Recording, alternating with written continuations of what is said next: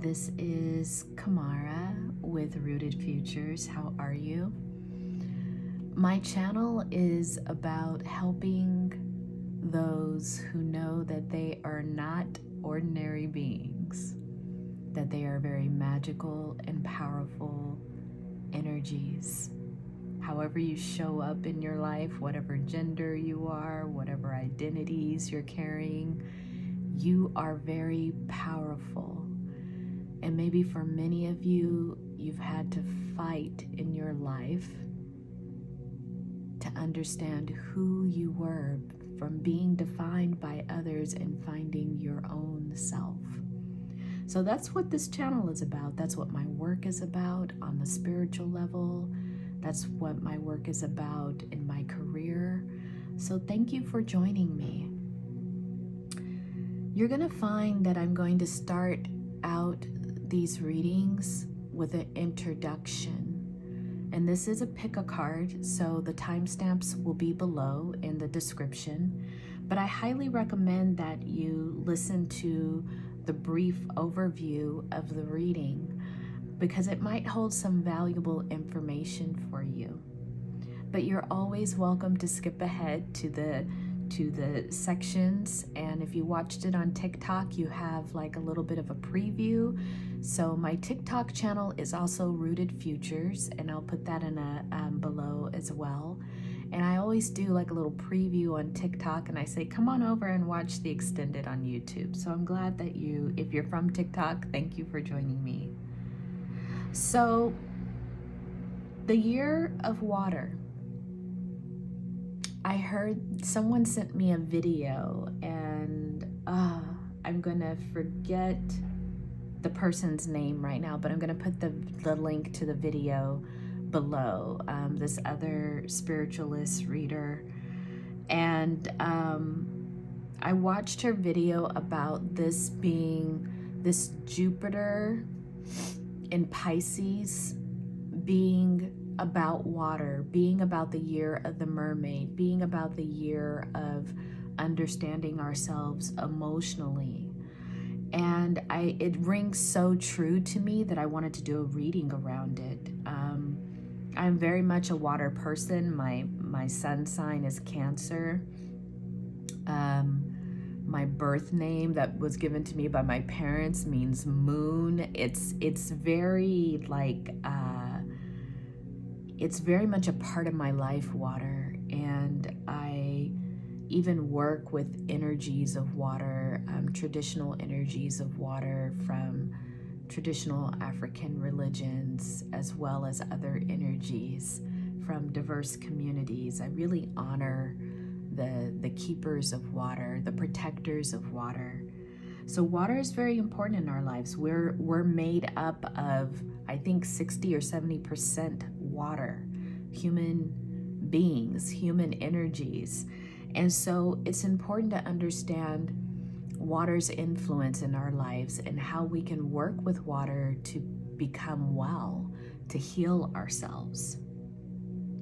So this beginning intro, and if you saw my last post, is about you coming into your own power.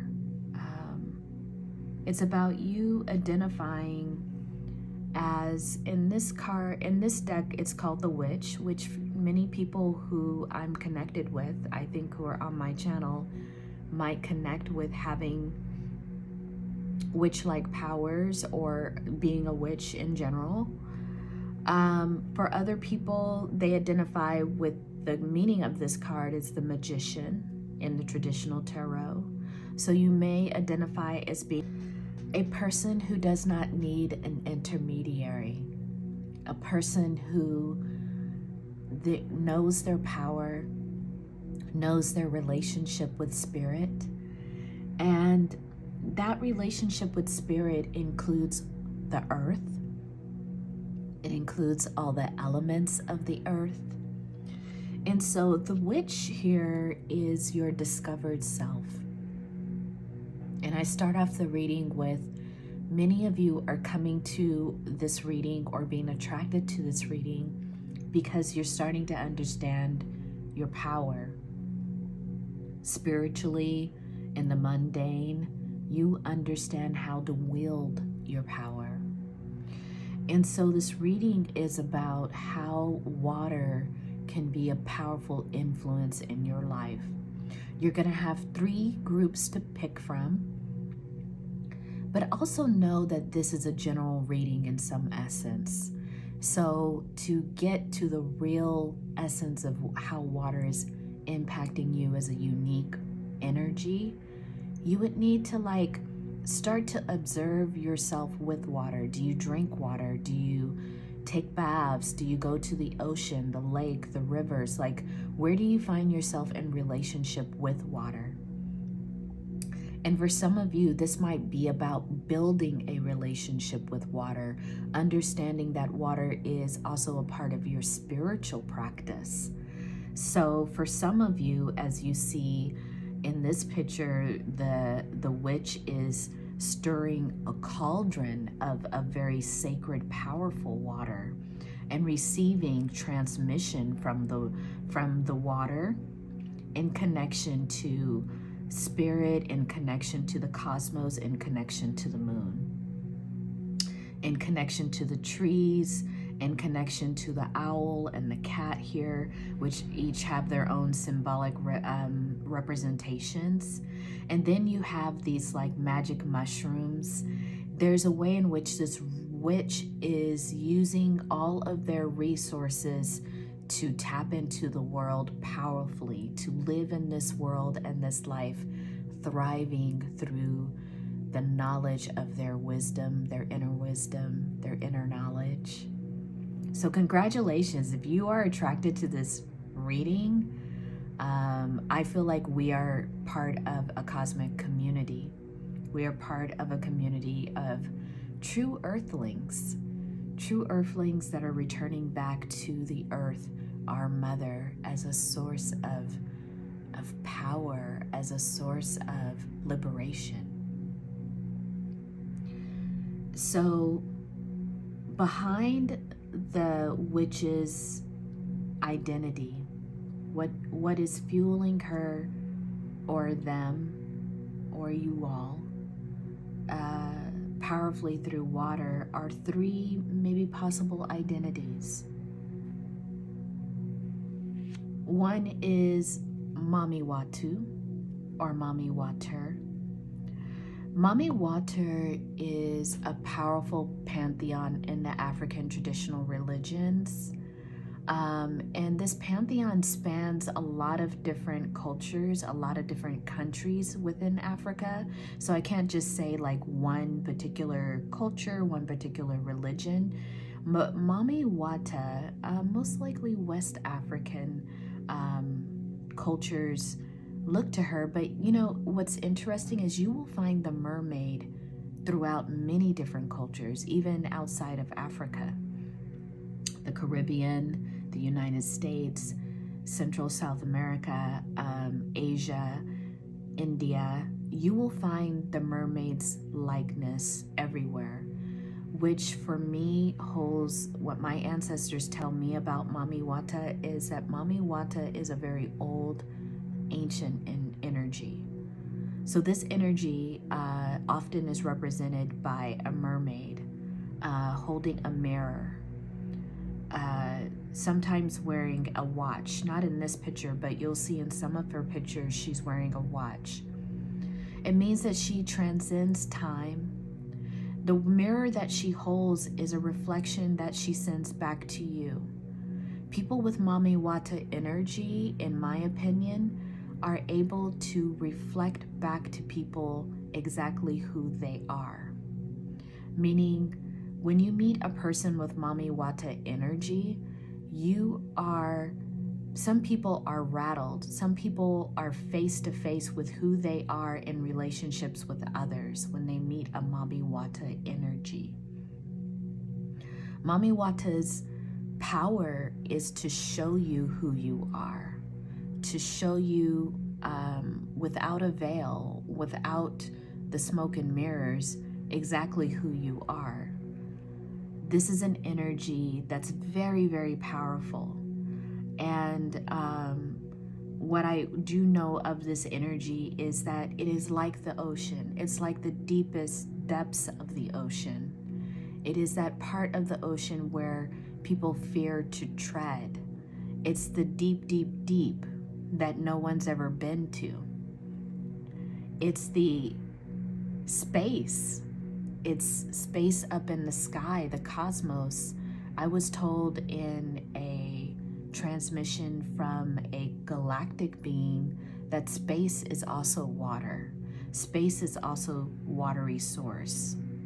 So people who connect, and if you're connecting to that part of you that connects to Mami Wata energy, wants to know their self at the deepest emotional level. They want every rock unturned. I think that's the saying. They want to know themselves emotionally at the hardest core. These are people who are like, I need to do the shadow work. I need to go deep. I need to understand why I have these patterns so that I can heal myself, so that I can resolve some of my trauma. Not all trauma can be resolved, but some you can come into a particular relationship with it when you understand it more. Mami Wata is in many ways that work. Also about Mami Wata is also respect.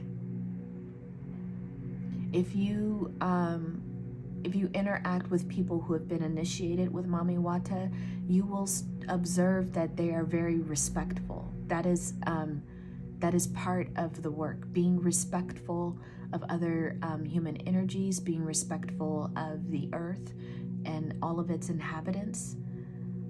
Respect when you talk to people, even when you're angry with them, even if you have different worldviews than them.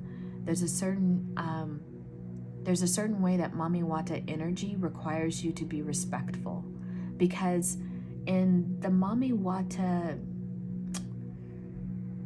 in the Mami Wata understanding of life is that you will never always 100% know someone.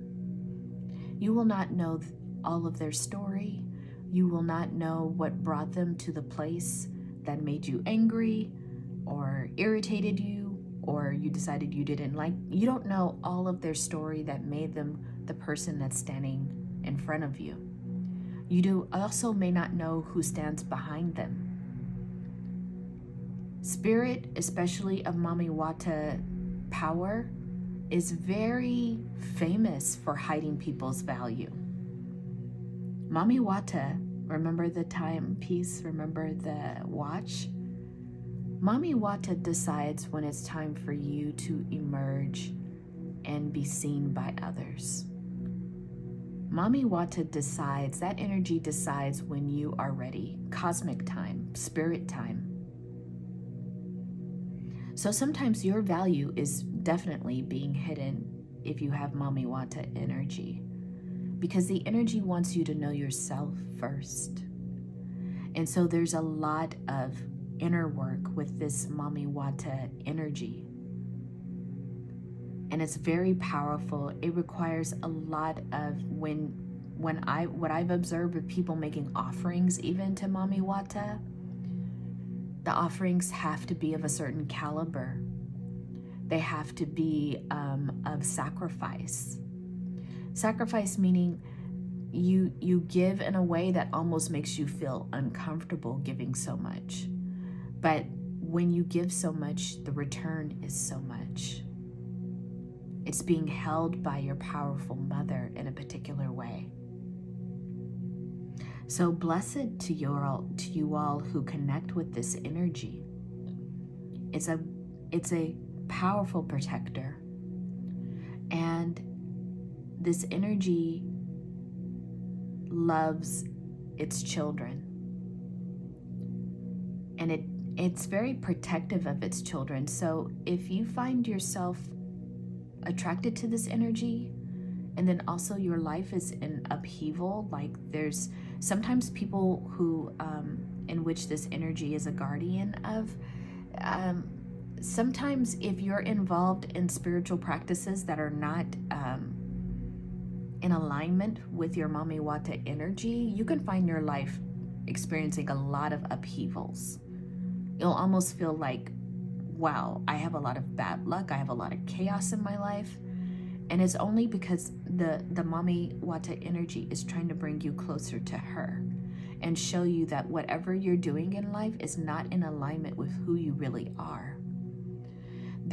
I remember talking to a woman who told me that for years she was part of another traditional African religion, and her life was so chaotic when she initiated into that religion. And she had received a divination, she had received the okay from whatever spiritual diviner she was working with, or priest or priestess. But however, that person misled her. She was actually of Mami Wata energy. So when she was initiated under this other religion, her life fell apart. And it was only through her own inner grace that led her to a priestess that worked with Mami Wata energy, that she began to understand that she was a child of Mami Wata, and that she had to, do the work to end that relationship with the other religion and began to form a relationship with her true guardian, her true spirit. So that's a lot. I mean, but a lot of people are fascinated by Mami Wata. I am. I'm not initiated in Mami Wata, so take what I say as my own observations. There may be people out there who know more, but also, you know what you're supposed to know with Mami Wata, and to know that you will never know everything. That is, if you get that energy of like, okay, you did all this and that, that energy that really checks your ego, then you get the energy of Mami Wata. Mami Wata knows when, knows how, and there is no question that if you are her child, you will be watched over, and you will know when, you will know how. You will learn the lessons you need to learn to grow. And it's a very firm, stern, loving, highly protective energy. So you are blessed. And within each of us is a little bit of her, right? You also have Nammu here, another guardian of the ocean, another wielder of water. And these other identities have to do with your relationship with, again, the watery elements of self. Nammu wants you to practice liberation, to be free, to allow your waters to flow without shame, without trying to control everything. Nammu reminds us too that it's important to be expressive with your emotions. Anytime you find yourself suppressing emotions, anytime you find yourself not wanting to cry, not wanting to show your anger, that's suppression. A lot of people will say, oh, I don't show my emotions, that makes me emotionally mature. Actually, it doesn't. And so Nammu, this energy is about being with, you see all these mammals in the picture? You have whales, you have dolphins.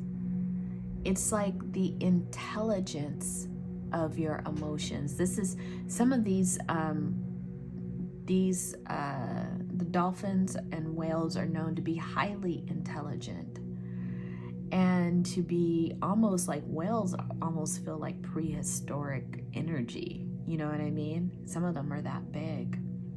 They're from a time where the world was big, where everything was giant, giant trees, giant fish, giant birds, giant people. So Nammu is here to remind you of that past ancient connection with the earth, with the sources.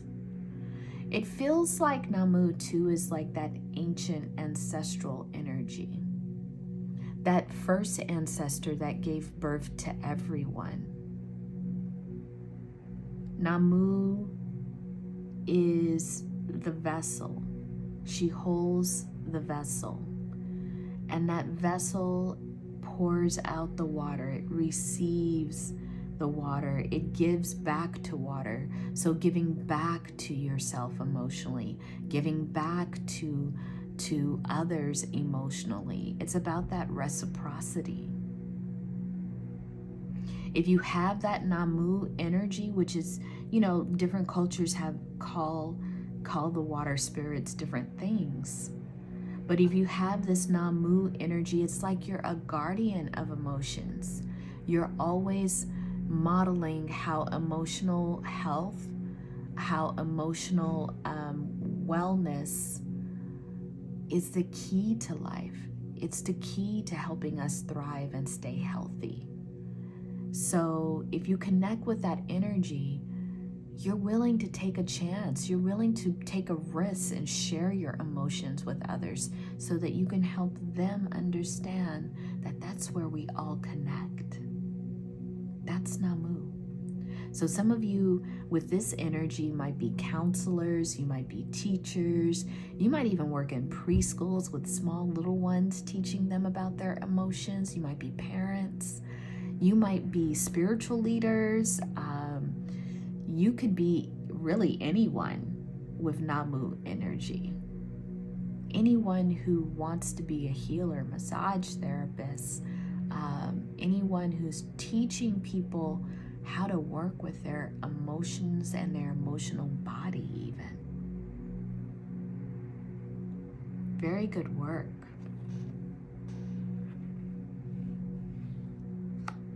So if you aren't getting this, is group 1, 2, and then we have Yemaya. This Yemaya energy is, sometimes it can be interchanged with Mami Wata. Yemaya is Yoruba, water goddess, also with the deep, deep, deep waters. And Yemaya's, like in this particular depiction, the connection of water and moon. The moon card in traditional tarot means the mysteries, means what's being hidden.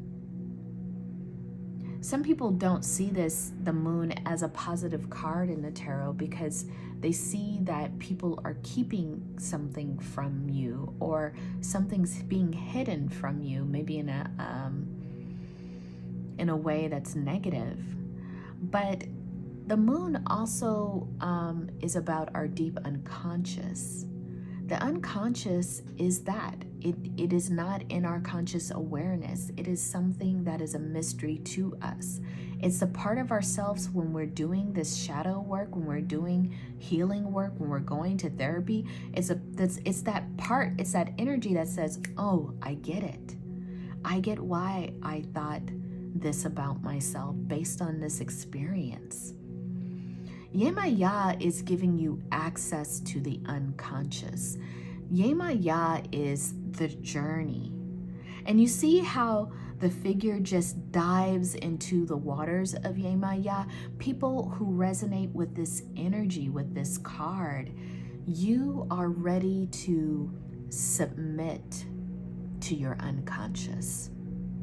You are ready to break the chains of some kind of behavior or of some kind of something that has a hold on you. I'm getting intuitively maybe some kind of substance. You are ready to submit to the deepest parts of yourself to know yourself. And many times because this takes place at night, The night being a symbol of the underworld, the darkness, the moon, your only illumination. The moon also being a very deep symbolic symbol of our emotions. People who resonate with this card are finding that the only way they can navigate life right now is to understand themselves. They no longer can follow the crowd. They no longer can sit there and live life in a prescribed way. They need to understand who they are as kind of like as a real dead stop action. Like, I can't do this anymore. I need to know who I am. I need to know my purpose, my mission, my reason. So this is a very deep energy, Yemaya, very much like a mother too. But that mother who's going to take your hand and go into the depths. Some of you may have decided to enter into therapy or enter into some kind of coaching relationship or even some kind of shamanic relationship with a deep teacher. And as you do this work, you're being guided into the depths, into the dark waters. That's Yemaya. So that's your identity, group 1, 2, and 3. We still have a little bit more to this story, and I will go through it as much as possible, but feel free to go to the links if you're done listening to the story. But all of those identities are you. All of those identities are you. So if you want to listen to group 1 and then group 2 and 3, feel free. What I want to say about this watery time and why this reading is coming up is because you are the dreamer here. You are the one that is curious. You've decided to, you see how the dreamer takes the finger and puts it in the water? I want to know myself. I see the reflection of myself and I'm curious about who I am. That's this time for you all. And like I said, you are being guided. We've got this Crone of Cups, Scorpio energy, Hecate. You are being, some of you I get are being guided by a very wise teacher.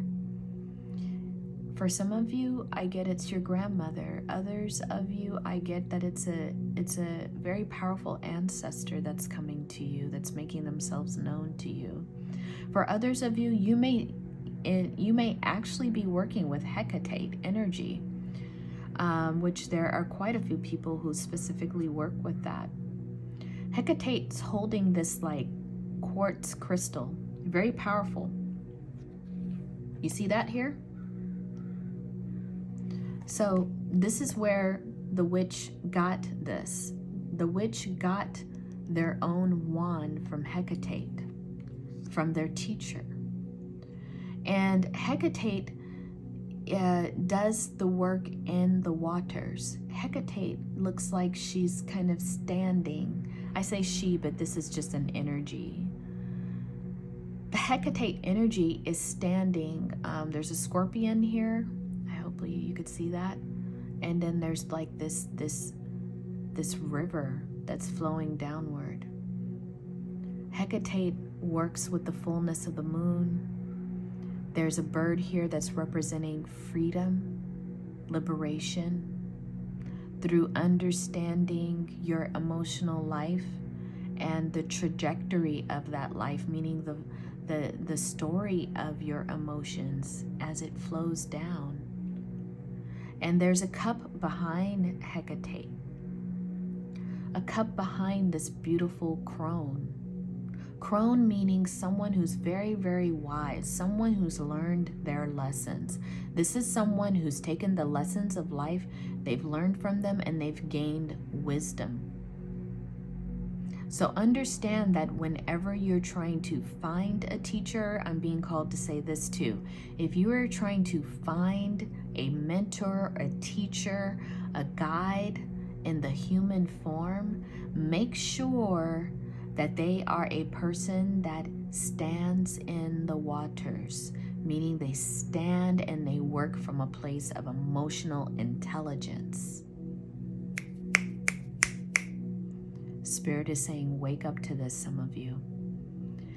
Make sure that whoever is guiding you in the spirit world can stand in the waters of the unknown, can work with the mysteries, can work with the darkness, and be okay with not seeing everything, but having an inner knowing, having their own. The wand to me, the crystal wand, that you're working with, is symbolic of the inner light of wisdom. Sometimes that's all that you have to carry with you in the darkness.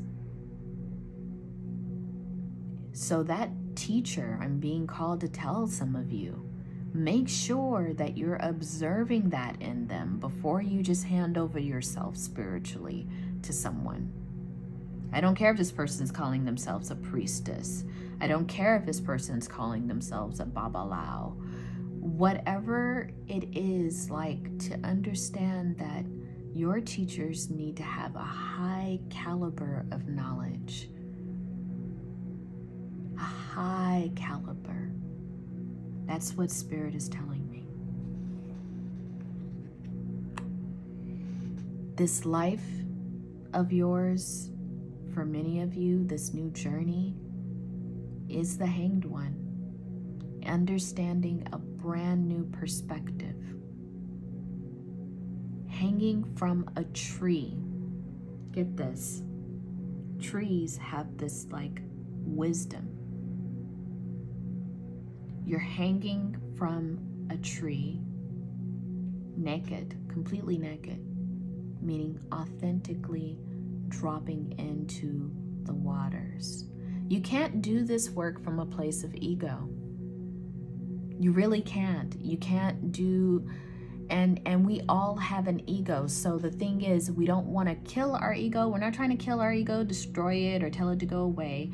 But we definitely are trying to show up and recognize when that ego is preventing us from showing up authentically, from not giving us our true reflection. If you look at this picture, there's like this reflection that we're looking at here. So you want to understand that this will bring you to a lot of like slower times where you're having to think through this movement that you're in. You have to look at your perspectives and look at how it's affecting your emotional life, how it's affecting your relationships with others. You have the Lover's card here. How does the waters impact how you love, how you relate and connect to others? Are you using your emotions to bring yourself closer to others or to keep yourself away from others? Who are you allowing into your energy? Who are you willing to embrace? Very beautiful card here, the Lovers. And this doesn't only speak to external energy. Sometimes these are parts of yourself. The Lover's card is parts of yourself, the light and dark. What is conscious to you and what is unconscious. That's the only thing that light and dark is really talking about, even the yin yang. What is conscious and what is unconscious. It has nothing to do with skin color, but it can be represented on the card so that you understand this is a completion. The Lover's card is about completing yourself.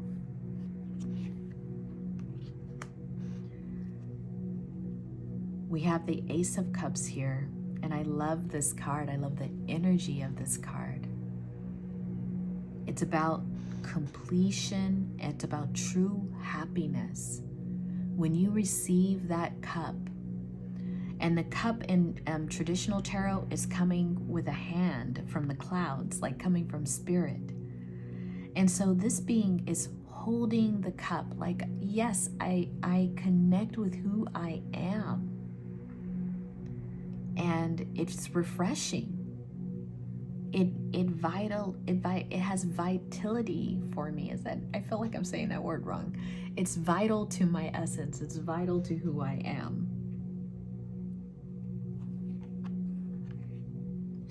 And in knowing who you are, others start to celebrate with you. There's something about this deep emotional healing that reverberates into all of your relationships. You start to really connect with your true friends, with your true clan. They celebrate you, they hold you up, and you all are celebrating and drinking the waters, meaning that you all are emotionally available to each other. That's what's coming towards you. To also know, I kind of switched these out, but Two of Cups, when we start to look at, traditionally it shows two people offering each other a cup. And this card is talking about a whirlpool, like being pulled into someone else's energy.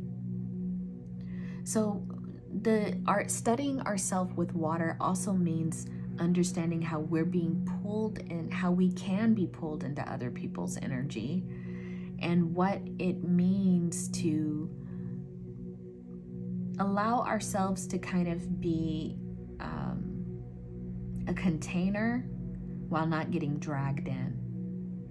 I'm feeling that this is a message for those of you who are healers, those of you who are teachers, to not get pulled into being a savior, to not getting pulled into saving people, to understand that part of your job is to observe others' waters, help them understand their waters, but also help them to navigate their own waters. You're not there to save them. You're there to advise. You're there to hopefully like contain. Deep in this picture, you see like kind of like natural land containment is happening there. So it's like the teacher, the healer, contains the energy, while the person gets to be in the experience, gets to know themselves, and it's titrated, right? We're not allowing people to just drown and re-traumatize themselves, but we're also not overly protective of them feeling some intensity now and then, to know themselves at a lot of different levels. So it's a craft of a well-learned healer and teacher. There's balance there. And that's what 2 is. The number 2 is about balance. Because without that balance, we have this 4 of Cups. There's so much of the waters that can begin to drag us down. And it's important to understand that we need to experience some of the experience we will have with that water is a need to experience our grief, our sorrow, especially over loss. And hopefully you all can see this. And to understand that even in the depths of our grief and bereavement and our loss, the cups have spilled over, 3 of them spilled into our grief, our loss, our sorrow. There still is behind us a cup that's standing. There still is behind us a place where we can live for another day, where we can find solace, where we can find some type of resolution. So to understand with water, there are 4 of Cups moments. There are 5 of Cups moments. We're quite literally, there's just chaos in our lives. Like things are in upheaval. There's lightning, there's storms. Our cups are getting swirled away by big waves. There's like hurricanes in our lives. We have to understand that this water will bring storms occasionally. How do we weather those storms? How do we allow for life to shift?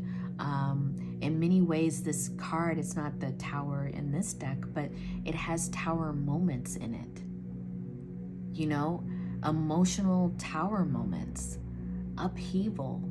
The person I thought that loved me actually didn't, or wasn't capable of the love that I needed. This, like, the thing that I thought was the strongest pillar in my life, my career, suddenly changes. You know, these are the things, the waves that come in life, the shakeup. A lot of this card is very Oya. So for one of the groups, Oya is in that group. So I'm going to be very curious if you connect with that energy. Sudden change, but transformative, transmutive change.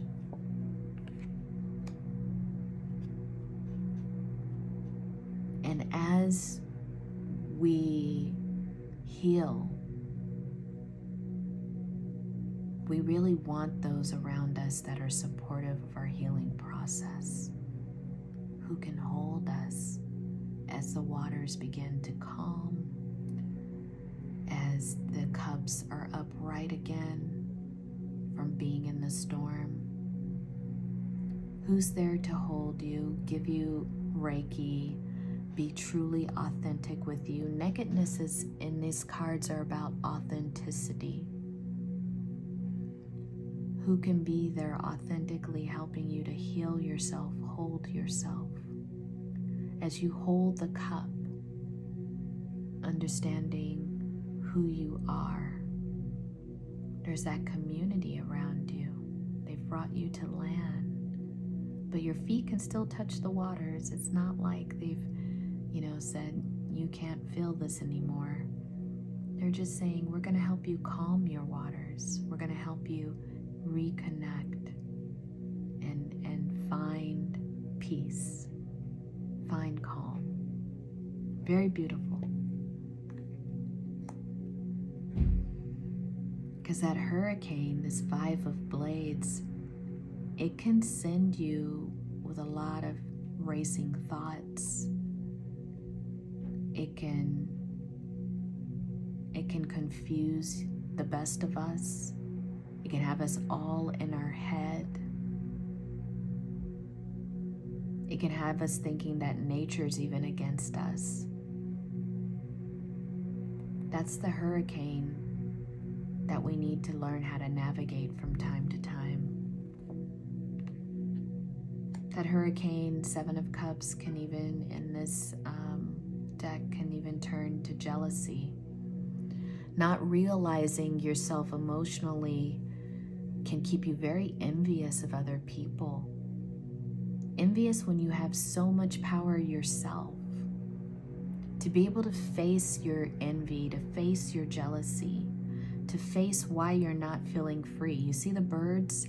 The bird being liberation, like why you're not feeling free, why you're being like, there's a snake around the being's arm, like feeling like, why am I'm in a trance. Jealousy can also indicate that you need to transform, that you need to surrender to life instead of trying to control it, instead of trying to destroy others because they have the very thing that you want. That's a very difficult lesson to learn, to be face to face with your own jealousy, to be face to face with your own envy, because you haven't been giving to yourself the way that you need to give back to yourself. You haven't allowed yourself to step into your dreams, into your healing, into your wellness. It's all been externalized. 7 of Cups is the calling back of your energy, the calling back of going internal. Go internal. surrender. And in that 7 of blades that shows up here, because I think it's important to understand water also can turn to ice. It can also turn into a solid form. And that 7 of blades in this is about, it says meditation here. And you see the being saying, like, I'm going to still my mind. I'm going to solidify my waters occasionally every day, meaning I'm going to drop into meditation. I'm going to quiet my mind.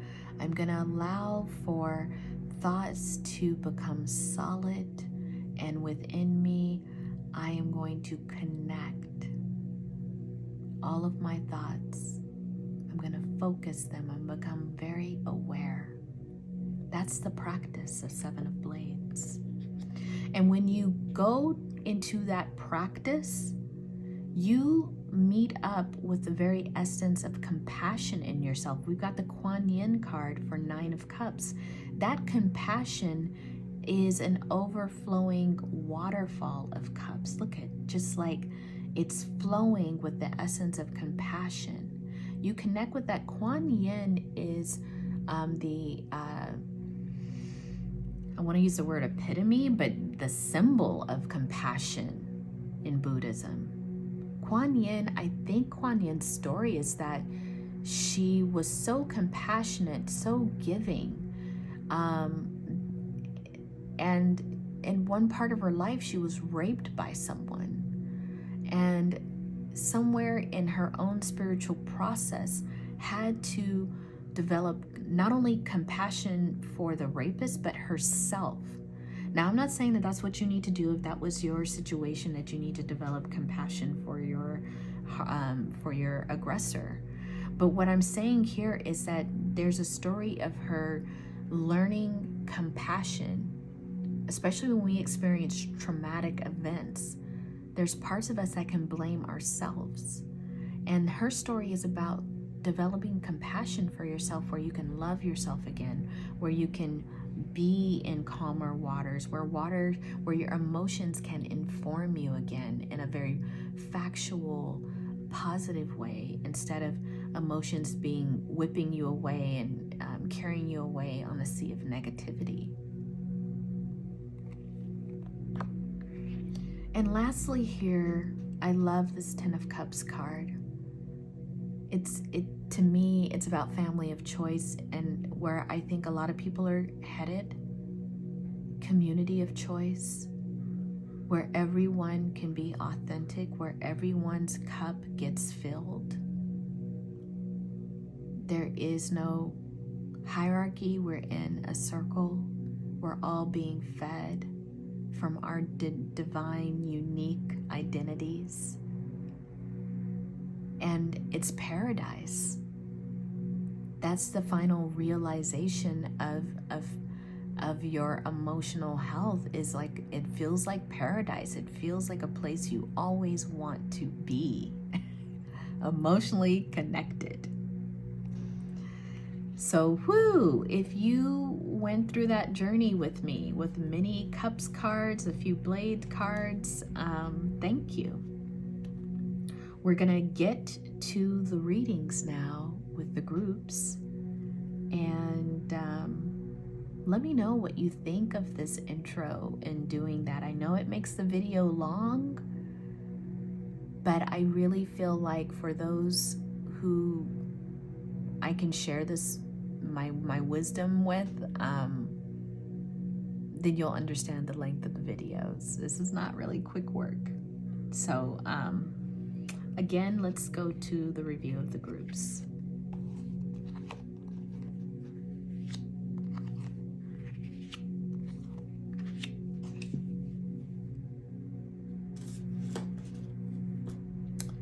So you have, make sure you could see this. Group number 1, Mami Watu, or Mami Wata. Group number 2, Nammu. And group number 3, Yemaya. So take a moment to reflect. Reflect on that intro if you took a time to listen to it. And we'll get started with the oracle cards and the tarot shuffle for each one of the groups, and the timestamps will be below. Hi, group number 1. It's Kamara. So if you fast forward here to your pick a card group, no problem. I want to kind of just do a quick summary of what I said in the intro about Mami Wata, because you are attracted to a very divine, powerful energy. Mami Wata in this card, sometimes called Mami Watu, the Mermaid. Mami Wata energy is very interesting. It's part of a traditional African pantheon of energies, and those energies all go by different names, but probably the prominent energy is Mami Wata. And Mami Wata many times is depicted with a mirror and also with a watch. In this particular depiction, the energy isn't wearing a watch, but what that means is that Mami Wata, first of all, is known to be able to reflect back exactly who you are, for the good or bad. And the time piece is in the time of spirit. So spirit's time is not always aligned with our time. And so Mami Wata also reminds us that when we're looking for things to be done quickly with urgency, that's the time of man. Mami Wata's time is the time of spirit. Mami Wata's time is the time in when you are good, when you are ready. When you are ready, good and ready, you will receive what it is that you are meant to manifest. So for those of you who are attracted to this energy, it's very strong. In fact, it's very ancestral. It's said that you really can't be part of this pantheon until divination with your ancestors makes it so that your bloodline is connected to Mami Wata. This is what I've heard. I'm not initiated, so this is what I've observed and heard. But going back to the energy, the way that we're looking at in this reading, how water, the healing energy of water, the healing spirit of water, how is it going to impact you going forward? You are being called back with the Mami Wata card, called back home to your deepest mother, not your human mother, your spiritual mother. And that spiritual mother wants you to see some things in yourself, whether it be the things that you find challenging or the things that you find absolutely thrilling, like this is who I am. All of that is what she's here to show you. So the oracle cards here are very interesting too, because Spirit's message gives you gratitude with the number 15. The number 15 becomes 6. But gratitude here, look very closely at this card. Gratitude is showing up here as deep space ocean with jellyfish. And have you ever seen like space videos from the deep ocean where the creatures down there, the animals, the reptiles, the fish, whatever you want to call them, that are part of the dark, deepest parts of the ocean, they look translucent. They glow. They have like this really beautiful aura about them. and they're non-ordinary. Like, they're not the kind of creatures we see every day. So I encourage you to look up pictures of them. But this gratitude card is kind of, it's reminding me of that. And there's something about water and gratitude for you. Maybe for some of you, this is going to be gratitude around how far you've come. You also have Mami Wata energy in the African goddess card that I pulled. And again, it's Mami Wata. And it says here, from the African Atlantic, Mami Wata resists the oppression of personal freedom. Mami Wata is an advocate for non-conforming women.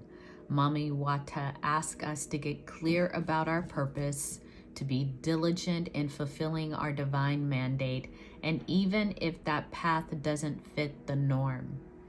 So I get this for many of you who resonate with this group number 1. You're finding that your actual power, your unique, authentic power, does not fit in with others. You are not a follower. You are a creator. You're a creator of your own path. And for some of you, I think you're realizing that this whole journey to know yourself has been filled with so much disappointment with trying to get others to accept you. And when we try to get others to accept us, sometimes we're people pleasing, sometimes we're doing our best to fit in. And what this Mami Wata wants to remind you is that you are the template. You are not the one to follow the template. You are the one that the template is being created off of. You are a leader. You are a creator. And this time is about understanding exactly who you are. Group number 1. So we're going to put the Mami Wata card here. It's such a small space I always have for myself. But I hope you see it all. So Spirit wants you to understand that gratitude in your spiritual journey, in terms of keeping yourself strong, in terms of keeping your resilience going, it's about being grateful to yourself. All the hard work you've done, all the hard work of your ancestors, all the hard work of your spirit guides to bring you to where you are right now. For many of you, I feel like your path, again, I feel like your path has been full of a little challenge, and you're finally coming out of it. You're finally understanding who you are, and you're finally able to advocate for yourself. It's very beautiful. I'm going to lay out the rest of the oracle cards here and talk about them. We have generosity.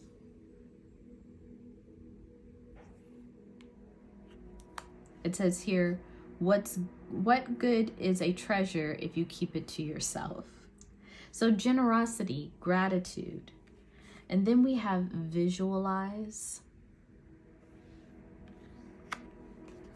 And lastly, we have take a break.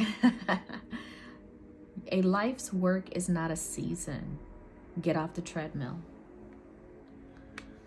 So I think with all of these opening messages, this speaks to me about someone who's done so much hard work on themselves that there's a way in which I think some of you are still being very hard on yourself. That's what I'm hearing from Spirit. Like, let up on yourself, love yourself, give yourself the love and the rest and the nurturing yourself deserves, because I get for many of you, you came out of a really shadowy period where you had to know yourself emotionally, because it was like that point in life where your anxiety, panic attacks, people pleasing, it was just dragging you all down. You weren't able to accomplish the goals that you were meant to accomplish.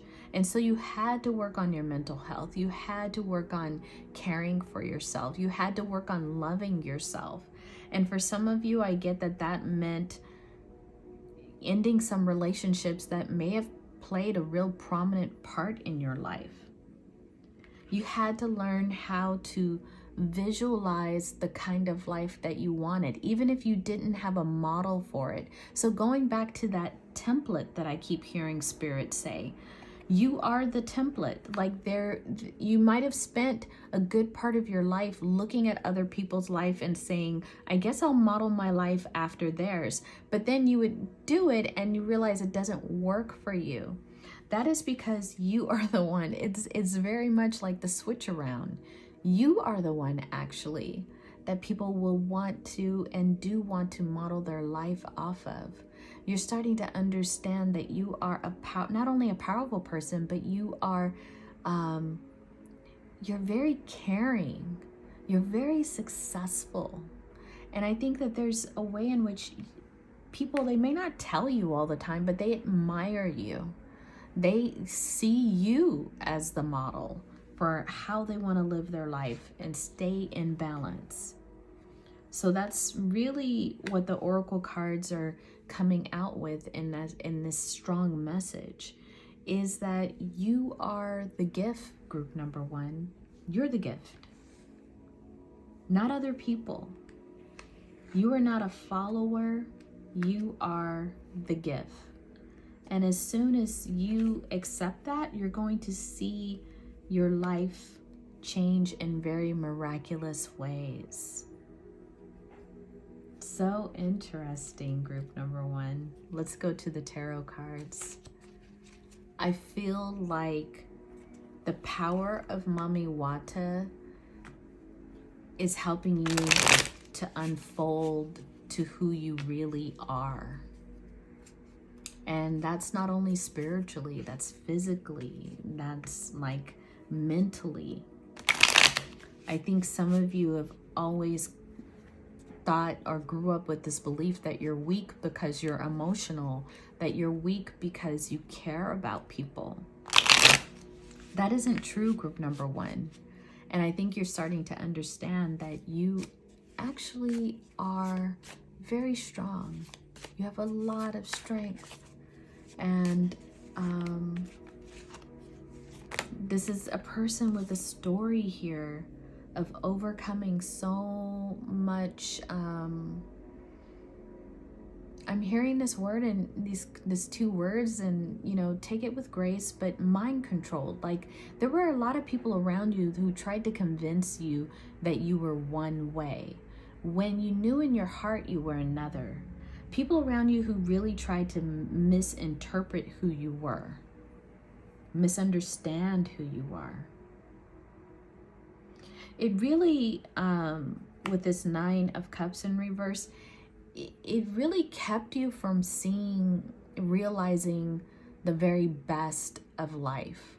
For a long period of time, I think some of you just felt like a victim of life, like you weren't able to fulfill the wishes, your goals that you had. Many of you suffered a lot of heartbreak, getting involved in relationships with people who really didn't respect who you were. They didn't respect your feelings. They didn't respect your ideas. And for some of you too, that old state of mind, it kept you from opportunities. Like somebody would say, hey, I want you to do this. I see something in you, and you couldn't see it for yourself, so you turned it down. All of this, I think, is starting to come forward for you all as the past making sense. Like you're connecting the dots of the past. And with that, Spirit is saying, do not be ashamed. Do not beat yourself up about it. That is kind of what those opening oracle cards were talking about. We all have to grow. We all have to learn the lessons of life. And so what's coming towards you, group number one, is a new life, new opportunities. messages of new opportunities.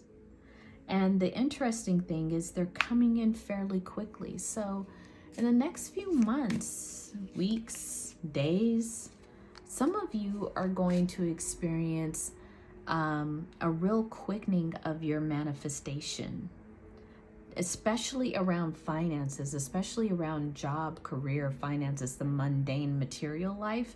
You're going to start to see a quickening happen because you're letting go of that past self, the past self that didn't have enough confidence, that didn't have enough self-love, and you are riding into a new life. It's almost as if this 8 of Wands right here, it's almost as if it speeds up the process of this Knight of Pentacles. And this Knight of Pentacles is known to be very slow, very like slowly coming in, carefully, cautiously. And you're starting to see that material life is going to, the Wands quickens this action of this Knight. And so that opportunity is coming towards you. Some of you have been up all night wondering about how you're going to manifest the life that you truly desire.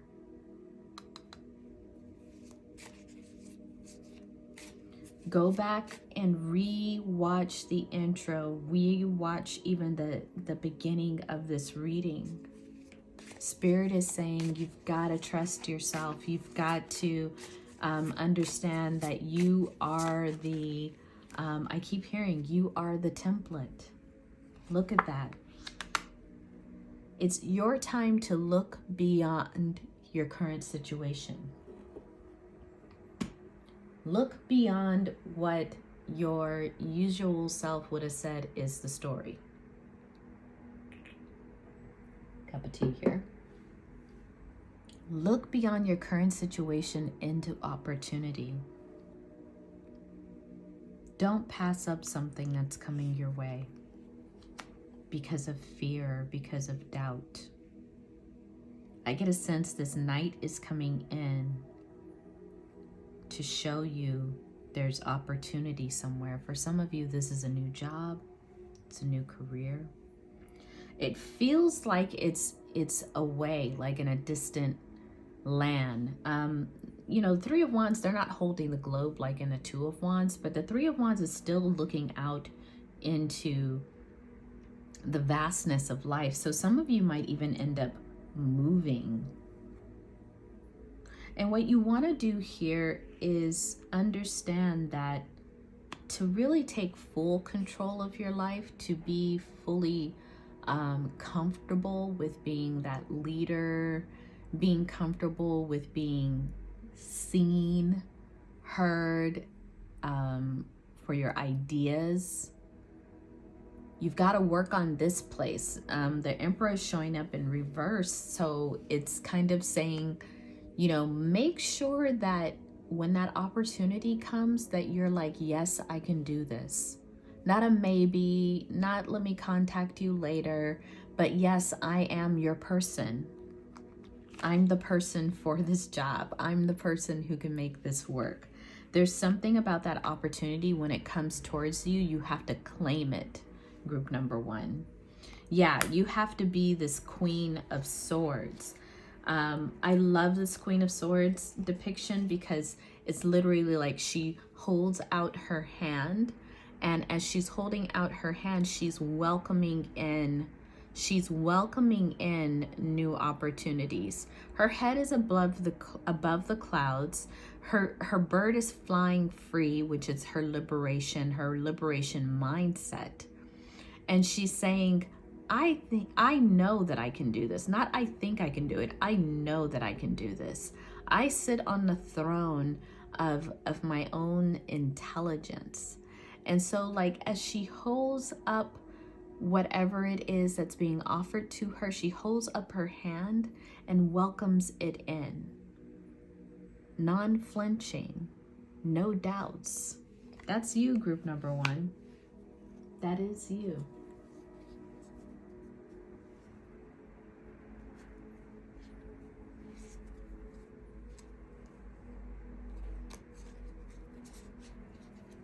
I was wondering if I should go to the bottom of the deck, but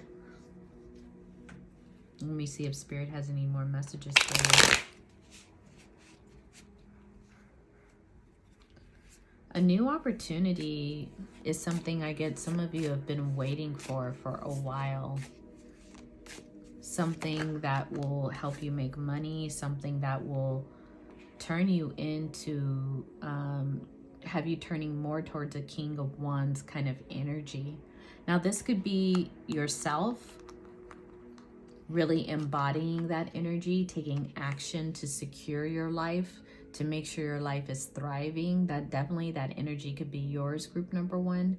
And it also could be someone else coming in. Someone else that's like looking at you. If I see this Queen of Swords and this King of Wands, look at that. They're looking at each other. I love it because Queen of Swords and King of Wands, they're facing each other.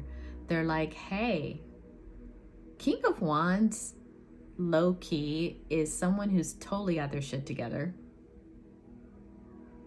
Totally takes action on life, does not wait. Takes very strong, calculated risk. But this is someone who's really sexy too. King of Wands is really good looking. Very, if they're not good looking, they still have a sex appeal to them. That and which makes it worse because you're just like, I'm not normally attracted to this person, but there's something about their energy, right? So King of Wands sits on the throne, just kind of embodied power and action. And this King of Wands looks at the Queen of Swords, and this Queen of Swords is like, come, let me welcome you into my energy. So I love this. I think for some of you, you're about ready to meet your match, your energetic match, because you have changed. You know what I mean? Like, you know now what your worth is, group number one. And so your energetic match is coming in, and I love just how you open the hand. You're just like, come forward, you know? And so there's something I get here about you welcoming in this new relationship, this new partnership. Now, if it isn't romantic, it could be a business partner. Like, you're welcoming in your match. And because it's like swords and wands energy, I'm getting from Spirit too, is like this person has qualities that you need to be successful. And you have qualities that they need to be successful. It's almost like a perfect match in the sense of like you complement each other. You're not duplicates of each other. You're not mirroring each other. You complement each other. So very, very interesting. Let me see if there's any last tarot cards here for you, group number one, before we do the closing message. Yeah, I think with this new partnership or this new energy coming into your life, you're not going to have to juggle finances anymore. And for many of you, we've got the Queen of Swords in the reverse. So you're not having to feel like the Queen of Swords in reverse. Like, Queen of Swords in reverse is someone who, they have all the intelligence, but there's something about making a decision that they're very chaotic. They're disorganized. They don't know what they want. And so that Queen of Swords in reverse, especially around issues of money and how to manage their finances, they're kind of all over the place, buying stuff with money they don't have. But when you've got that Queen of Swords in your energy in the upright, it means, like, look at this, you all, that the Tower moment has happened for you. For many of you, you've had some real stark realization about yourself. I really do think that it comes from that Mami Wata energy, because with that Tower, when that Tower moment happened, for some of you, it's nearby. For others, it's already happened. When that Tower moment happened, where you were shook out of your comfort zone, where you were shook out of complacency, you will begin to find that your life is moving towards upright royalty, the upright swords, Queen of Swords, the upright King of Wands. Yeah, like in the past, you couldn't even venture out and try new things because you were so caught up. We had the Fool in reverse. So group number one, that's a lot of cards here, but I'll take them. So group number one, you got the Two of Swords here. For some of you, and this is not all of you because I feel like the timeline's a little different for some of you, but for some of you, the timeline is, you know where you're at in the timeline is choosing the direction you really want to live in. Do you want to live a life where you're highly, highly in tune with your spirit? Or do you want to live a life where you're guided by others? It's a very powerful place to be, because either going in either direction is going to completely change your life. Look at that. It's going to completely, you've got the Justice card here. It's going to completely solidify the path that you're on. And Justice is here to say, you know what? Whatever you decide, because Justice holds a sword in its hand too. Whatever you decide will be the flavor of your life going forward. Whatever you decide to do with these waters, with these powerful waters, will be the flavor of your life.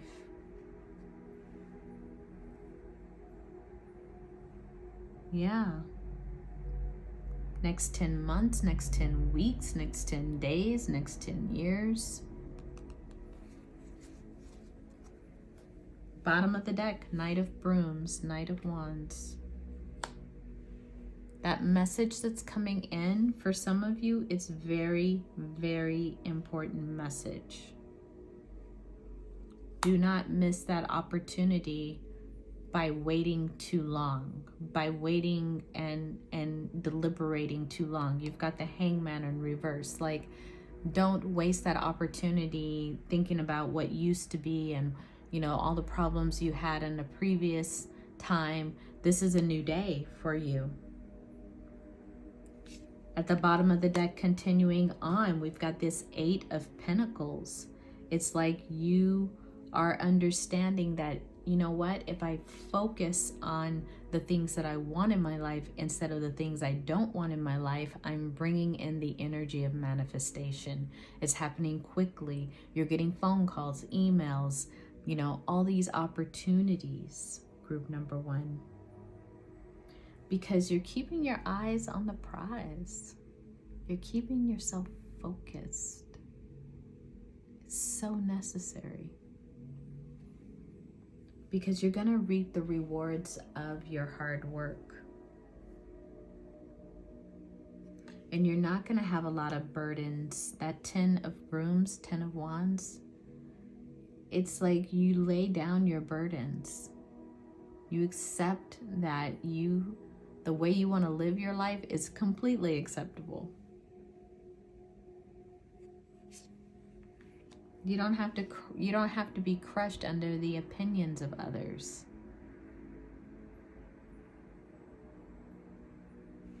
And if life gets to a place where it's too difficult, you have options. You can leave. That's if any of these options don't turn out for you, you could still leave. You still have the freedom. You still have the support around you.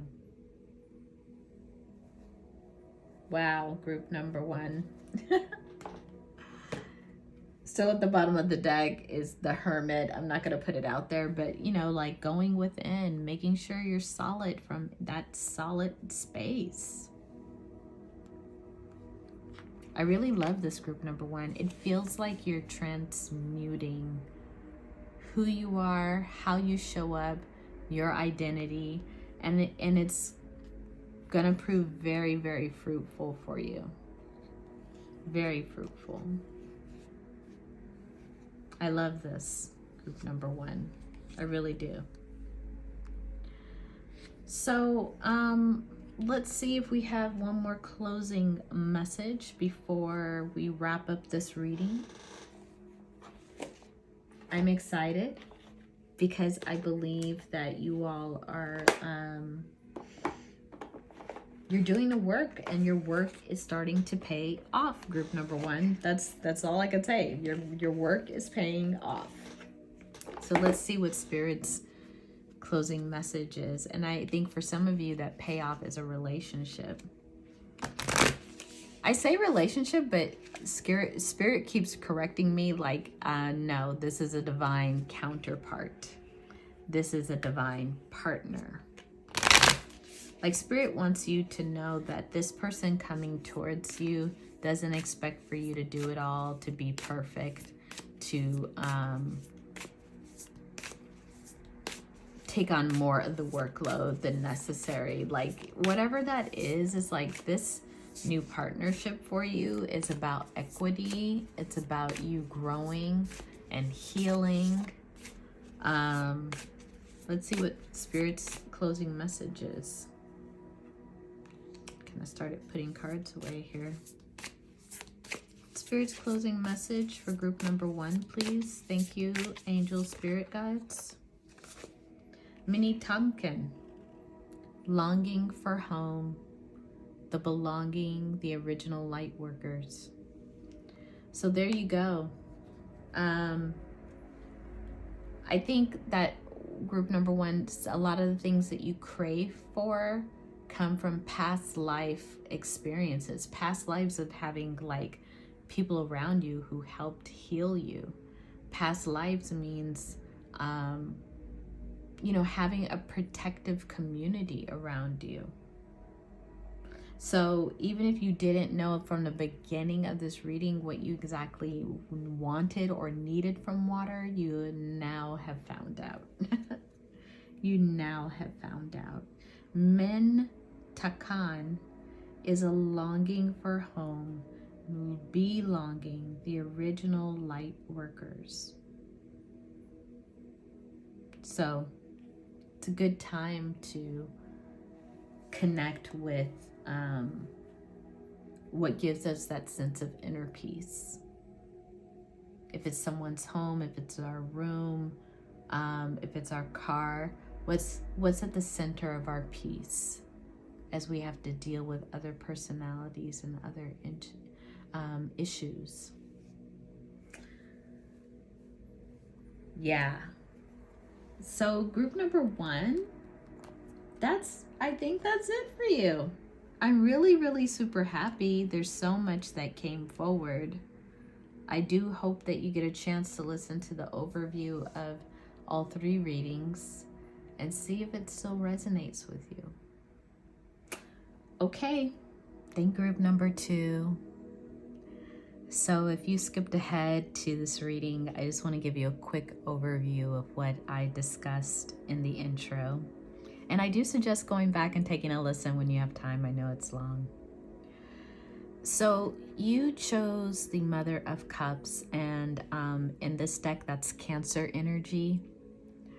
And it's also the name of the deity Nammu, the spiritual energy Nammu. Nammu was a Sumerian goddess known for giving birth to life of heaven and earth, and was a life giver, a life bearer, a life giver, if you didn't hear that correctly, if I didn't say it correctly.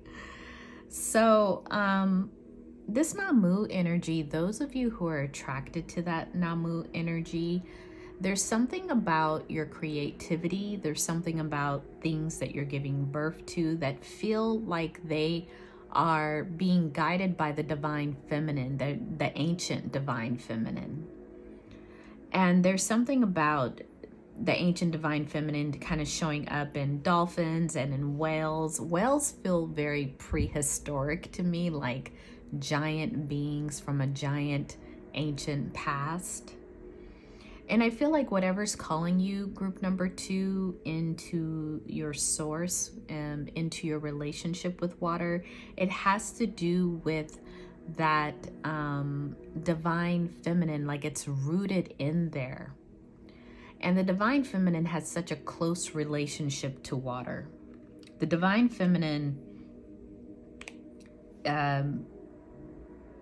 relationship with water, especially like if you think of the mother image, the image of giving birth, we are in gestation when our mother is pregnant with us. We are in this amniotic fluid, which is water. We are growing and developing in water. We are growing and giving ourselves new life in water. So there's something there about your creativity, group number 2. Something is being birthed for you, and it's being held by that watery energy. So let's go to the rest of your oracle cards first. We have Shine. We also have the Edge, which is a picture of the Victoria Falls in Zambia. I'll put that up right because we're going to read that a little bit. Our little mermaid card says direction here. Direction. It says, trust your inner compass and find your true bearings. Our energy card, wow, look at this. Group number 2, Visca Pisces. And we'll talk about that. And lastly, wow, look at that. Birthing a new age. Wow, group number 2. Okay. I want you to see all of these, and I understand my space is really small. I keep trying to figure out how to film all this. But let's go to Spirit's opening message for you, the Shine. Because when I look at all of this together, this Shine card, Spirit wants you to not only give birth to something new and create something new, and many of you, I get a sense, are doing that. Like you're in a new cycle in your life. Spirit is asking you also to shine here. Allow yourself to be seen. Allow your creations to see light. I'm hearing that Spirit wants you to put yourself out there. Some of you need to, I'm hearing, post on social media. Some of you need to start that podcast. Some of you need to put your artwork in a cafe, a gallery. Like some of you need to just even speak to others that you are doing this work. Now, of course, I understand, like, you don't want to put work out there before it's time, but Spirit is saying there's something that you're doing. There's something you're giving birth to that's going to help you, that's going to illuminate your total soul. It's going to illuminate who you are in terms of mission and purpose. Even the design of who you are, it's going to contribute to the growth of who you are. You've got the number 29 here. 2 being the number of balance, 9 being the number of wish fulfillment. It's like balancing out what 29 speaks to me, and I'm not a numerologist, but what 29 says to me is that seek balance between, you want to keep some of your work that's growing close to your vest because you want to protect that work. But there's also times where you need to put the work out there so that you bring in the energy of support, that you bring in your supporters, your fans, your followers even, So yeah, group number 2, I'm very excited for you. Like I keep wondering, what are you working on? And it's this whole theme of birth, this whole theme of like creating. Maybe for some of you, a few of you, this will actually be birthing a being. a baby, you know, or getting a puppy or getting a kitten or whatever, you know, like, but for many of you, this is deep. This is pretty deep in the sense of like creating from your own hands, from your own, like from your own manifestation. It says here on the Victoria Falls, it's talking about the edge here. I don't know if you can see this. Like Victoria Falls is like this really huge waterfall. It's got this nice rainbow here too. The edge is talking about group number 2, taking those risks, taking the risk to be seen, taking the risk to put your work out there, stepping out of your comfort zone, getting your work out of the studio into the public, you know, like in whatever way it is that you have to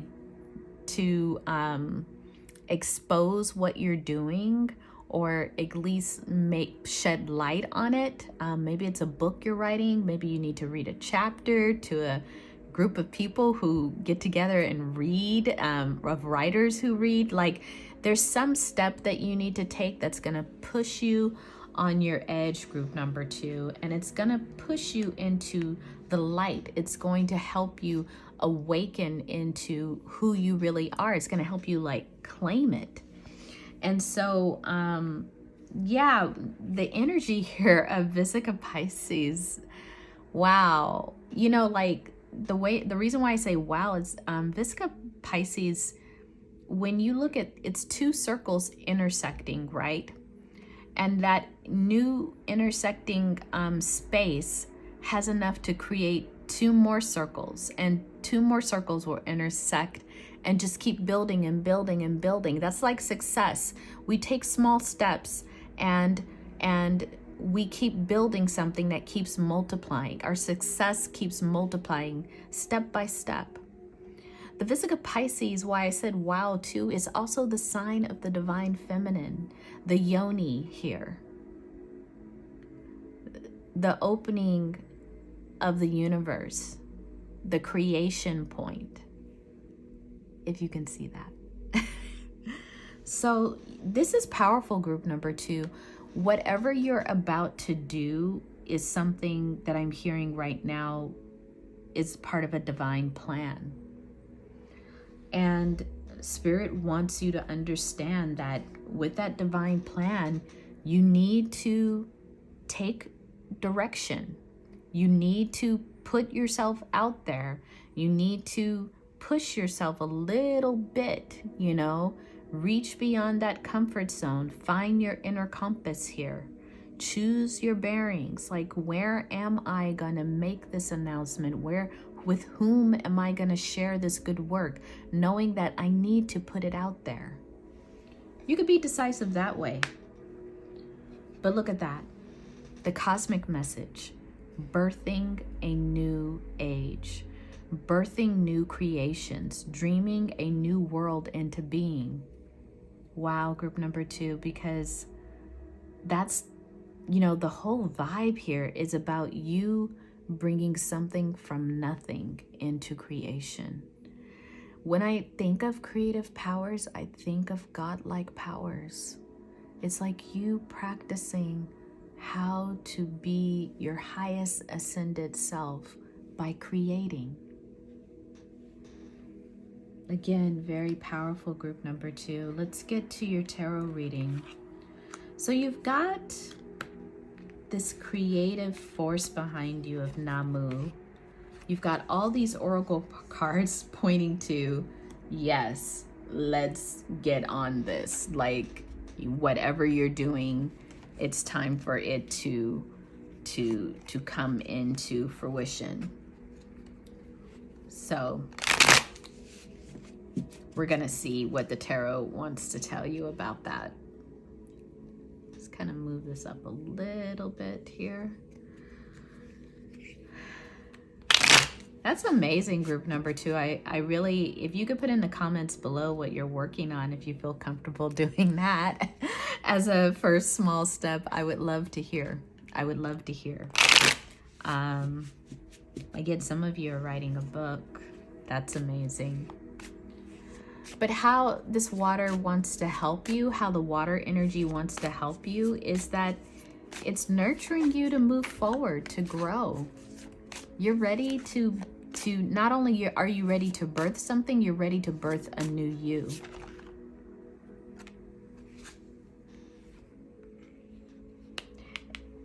Very interesting. You got the Ace of Wands in reverse. It's almost like some of you are hesitant to take action. You're overthinking the whole thing. You're overthinking the whole thing with this Four of Swords. But then you've got this Eight of Wands coming. I think what's going to happen, group number 2, is that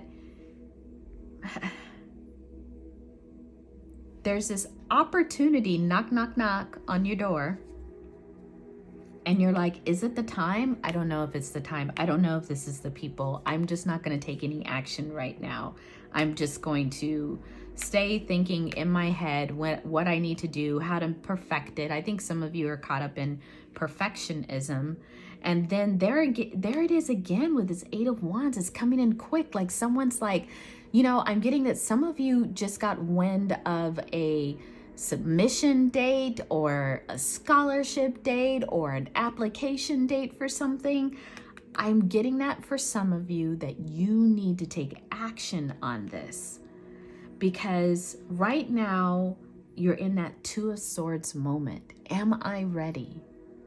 Is my creation good enough? Am I there yet?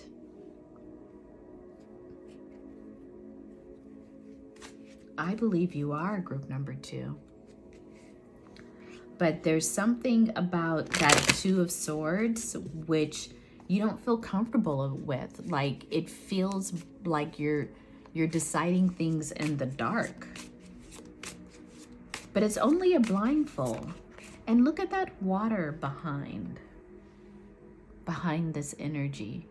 Look at the horizon, the sun coming up. The sun hasn't quite risen yet, but the sun, the glow of the sun is coming up. The visibility is wanting to be there. The waters are supporting you, and there's even bits of land of earth that's saying, we got you. You're stable here. But there's a way in which you're holding these swords that you're like, I don't know if it's the right time. But 2, the number 2 is balance. The number 2 is seeking that balance that we were talking about before. Because without it, your wishes do not become fulfilled. Without you stepping into your next cycle, group number 2, your wishes do not become fulfilled. You're stuck working for other people, fulfilling other people's dreams, and not your own, not fulfilling even your financial purpose. You don't want that anymore. I get a sense that a lot of you are even done with that, working for other people. If you're an artist doing like mundane artwork, graphic design work that you're not passionate about, look at that. It's turning you upside down as a Queen of Wands. You're upside down. It's dampening your passion. It's not allowing you to flourish in the way that you want to flourish. You feel stuck. And the Queen of Wands does not like being upside down. There's something about the upside down Queen of Wands that starts to feel like she's, imploding on herself, because there's so much energy, so much creation there that it just kind of turns inward in a negative way. So you don't want to be in that energy. You want to turn your Queen of Wands energy upright. Because yes, look at that, group number 2. You have been through a lot of painful challenges, and I don't want to discard that. Like, many of you have been burned before. Maybe your ideas have been stolen. Maybe your work has been devalued. But with the with the Nine of Wands, you see someone here who still gets up and meets the day. Even if they're bandaged, they're wounded, they're still standing up with their wands. They're still showing up in life and getting and living for another day, creating for another day. Many of you still create despite all of the wounds. And I think Spirit in his whole entire message is saying, you are ready now. You're ready now. That's what I keep hearing. You're ready. There's no need to hesitate. Look at that. Spirit wants you to take on the role of the King of Swords. That means that the King of Swords is able to focus their energy. The King of Swords is willing to sit higher up above the clouds, I can't say that word, on firm ground and know what is fact and what is fiction. So in many ways, you have to take that stance now when it comes to your success, group number 2. The Moon card is in reverse. There's nothing being hidden from you anymore. People cannot hide their intentions from you anymore. There's no more backstabbing that's happening here. You've got the Ten of Swords. There's none of that is happening anymore. There's no more people sitting here trying to get over, because you're in this energy, or you need to assume this energy, the King of Swords energy. Sit on your throne of confidence.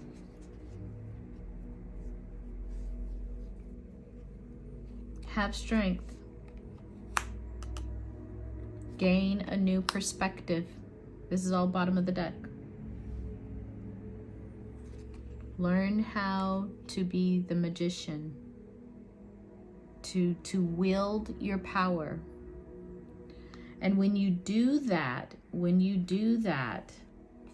you start to see that your life changes, group number 2, that your career changes, career opportunities spring up from nowhere. It's because you're drawing in the energy, group number 2. So this King of Swords is something, maybe for some of you, you've never really thought you can embody King of Swords energy. It feels a little mature and very black and white, but for some of you, you need that consistency. You need that kind of containment.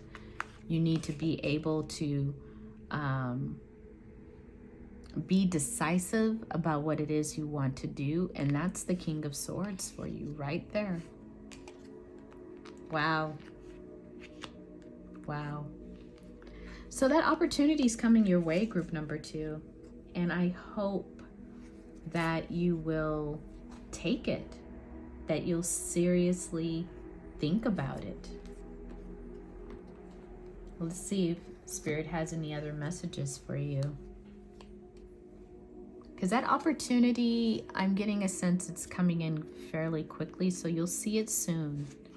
You'll see it as soon as you say something about, oh, I think I'm going to wait until the summer or next week, or I think I'm going to wait till next year to do this thing. And then you're going to see that opportunity come in.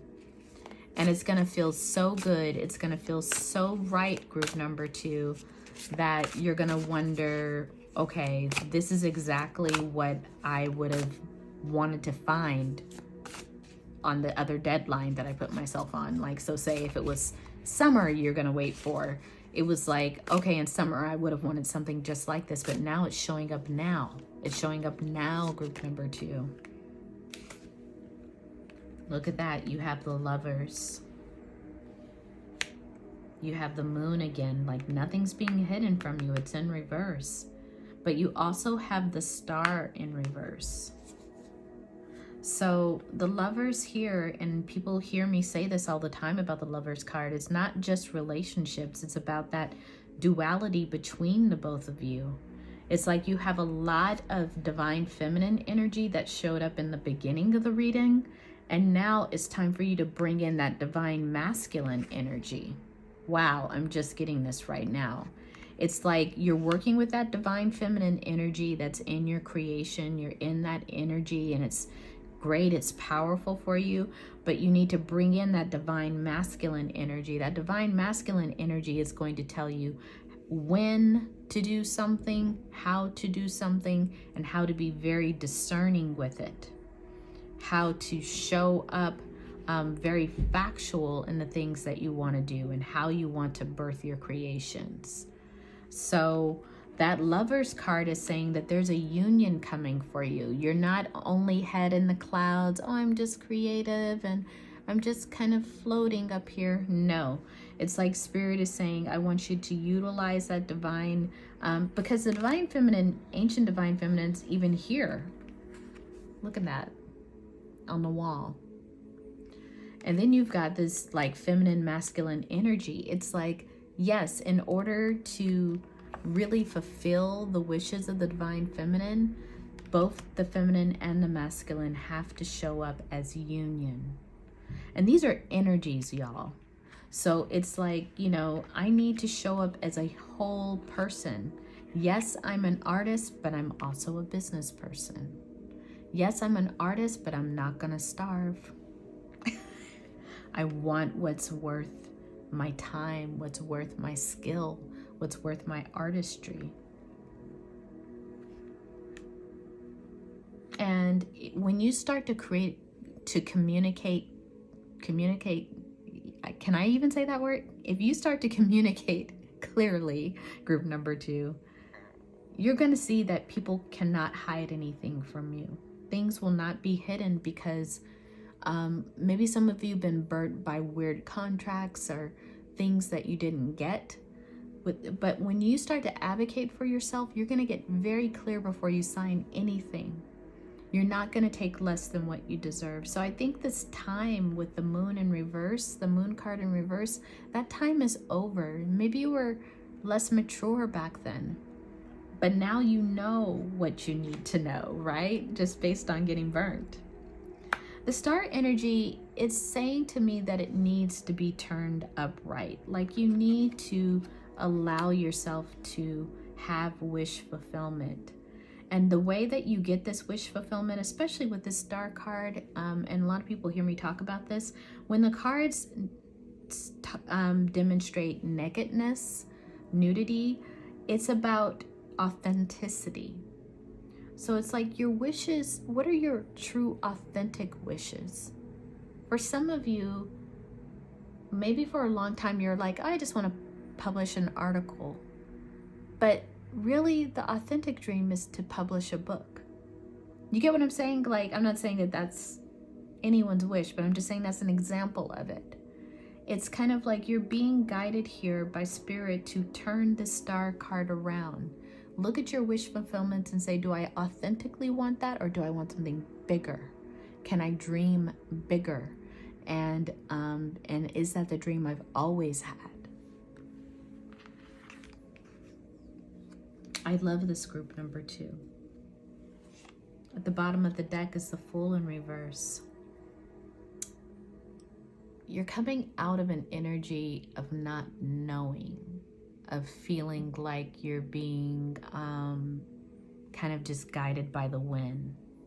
That's, in some ways, can be the Fool in reverse. You know, like I'm just here on a whim. I'm not really, I have no direction. But no. Group number 2, you actually do. Spirit's telling me right now, some of you are so used to saying things like, oh, I just go with the flow. No. Going with the flow is not your energy anymore, group number 2. And the way that you know it is this Tower card's right behind the Fool. That means that a lot of people are going to start to experience you as the King of Swords, experiencing you as someone completely different from how you used to be. You're going to advocate for yourself. You're going to sit with your head way above the clouds, and you're going to know, you're going to read the contract. You're going to ask questions. You're going to get the fair fee. You're going to charge for all the hours involved. You know, for you all, group number 2, this is a brand new day, and I think people around you are going to be shook. You might even be shook because you're just like, I can't cheat myself anymore. I'm not going to allow others for sure to cheat me. Look at that. 2 of Pentacles in reverse. You're not going to allow people to like just keep putting you off balance to suit their own needs. You know, just because they don't want to pay the full price doesn't mean someone else doesn't. So group number 2, I feel very proud of you because it just, all of this feels like growth. It feels like this King of Swords energy is where you are starting to make your home, where you feel connected, in advocating for yourself and getting what your needs met. So let's see what Spirit's closing message is for you, group number 2. It's very important that you honor your ancestors by being and getting the very best in life that you can get. I'm getting that it feeds your bloodline. It feeds your ancestors to see you do well, to stick up for yourself and get what you need to fulfill your dreams and your desires. It feeds them. It strengthens them as well. A lot of people think that it's just the offerings that strengthen your ancestors. It's not. No, it's us living the very best of our lives that we can live. Us demanding the very best and giving the very best of who we are. You know, when we do that, when we live from a place of authenticity, we get the life that we want. Look at that, group number 2. It says leap. So after this whole entire message, if you're still like, should I do it? Yeah. It says, you go first, the universe will catch you.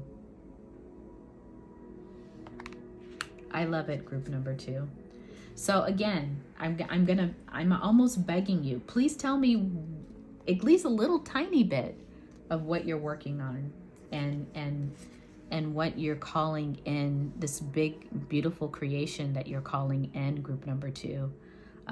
If it's something that you want people to support, like follow you on Instagram or listen to your song on Spotify, or you got some goods like some soap and candles, like let me know, like put it in the comments. Like, this is big. Whatever you're bringing into the world, it's big for you and it's big for all of us.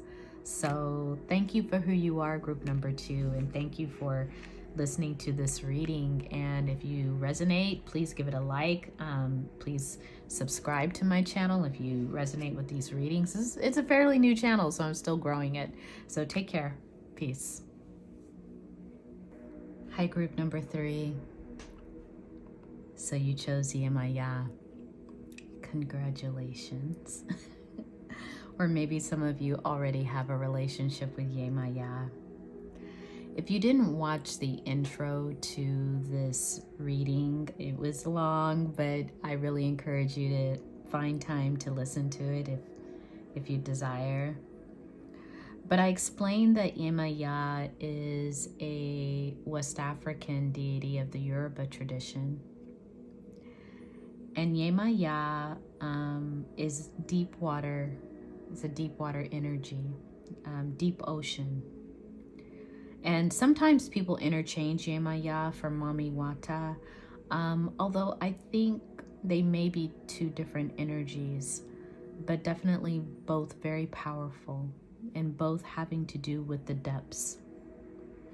As you see in this card here, there's a way in which a figure is diving into the deepest, darkest of the ocean. I heard somewhere that we still, when I say we, human beings, land human beings, have not explored the very deepest depths of the ocean. Like, it has not been explored yet. It may not even be, I think one person said in a post that scientists are afraid to go to the depths of the ocean. They'd rather go into space. Then I've heard from somebody else that space is nothing but water. In fact, I did kind of like a guided meditation to meet like some cosmic beings, and the cosmic beings even told me that space is water. Very deep. But back to Yemaya, it's like Yemaya here in this picture is working with the energy of the moon. And as you see that figure diving towards the moon, diving into the deepest of the darkest ocean, that means and is very symbolic of diving into your most deepest unconscious process, a place that you've never got in touch with within yourself, a place that for the most part may have been hidden from you for most of your life.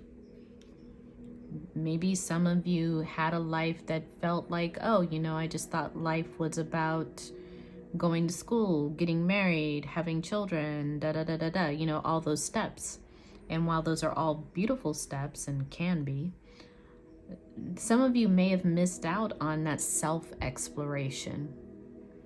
So I'm getting, for those of you who are attracted to this group number 3, to Yemaya energy, and how the moon is, you get how beautiful this card is and how powerful it is. It's like the moon is reverberating all of its light, all of its energy onto the path so that you can dive deep into your process, group number 3, so that you can know yourself at the ultimate level. When you know yourself at this level, group number 3, and I'm hearing this right now from Spirit, and I feel like, you know, it's been my experience too. When you know yourself at this level, there's no one who can take you out of who you are anymore, because you know who you are. Others can't seek to define you. Others can't seek to tell you who you are. You already know. And others can't bring up the past to use it against you. You already have dealt with the past. You're like, I've been there. I've dealt with the pain of the past. So it's a very powerful place to be, group number 3. And I can feel your strength coming through in this reading just by the Yemaya card. But let's go to Spirit's opening message. These are some oracle cards that I have pre-picked, and then we'll move into a tarot reading where we'll shuffle the cards. So Spirit's opening message is choices. Oh wow, look, you've got Oya. Oya here comes out as the ancestral message. The energy message is, wow, the divine feminine.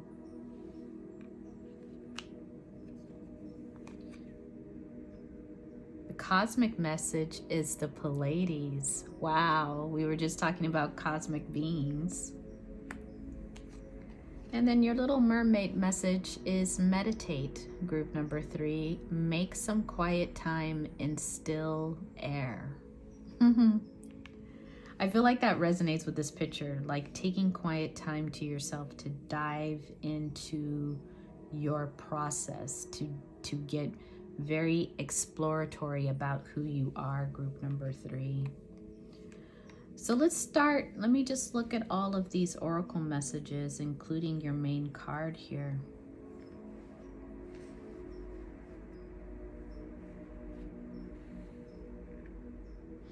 I think with Spirit's opening message here about choices is that you get to choose just how powerful you are in this life, in this life cycle, this human life cycle that you're in.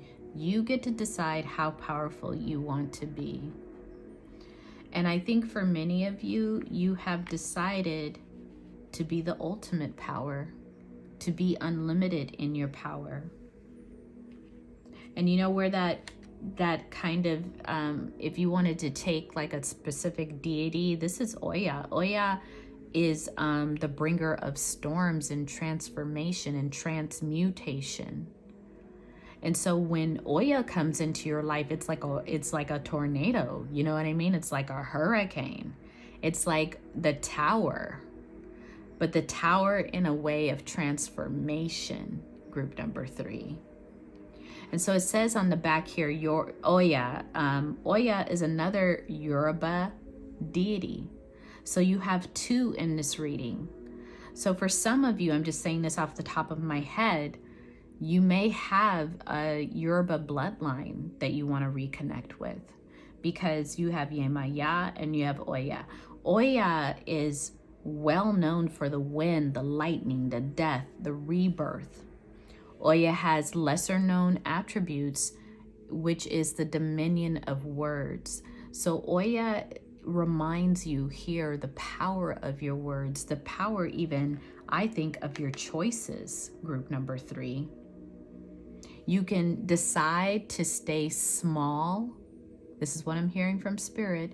You can decide to stay small and limited, or you can become unlimited. You can dive into, like literally, group number 3, you could dive into your power.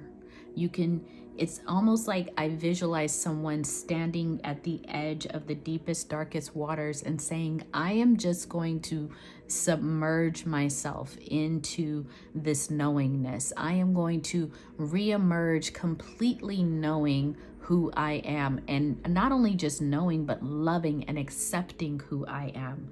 That, my group number 3, comes with a choice, a powerful choice of choosing yourself.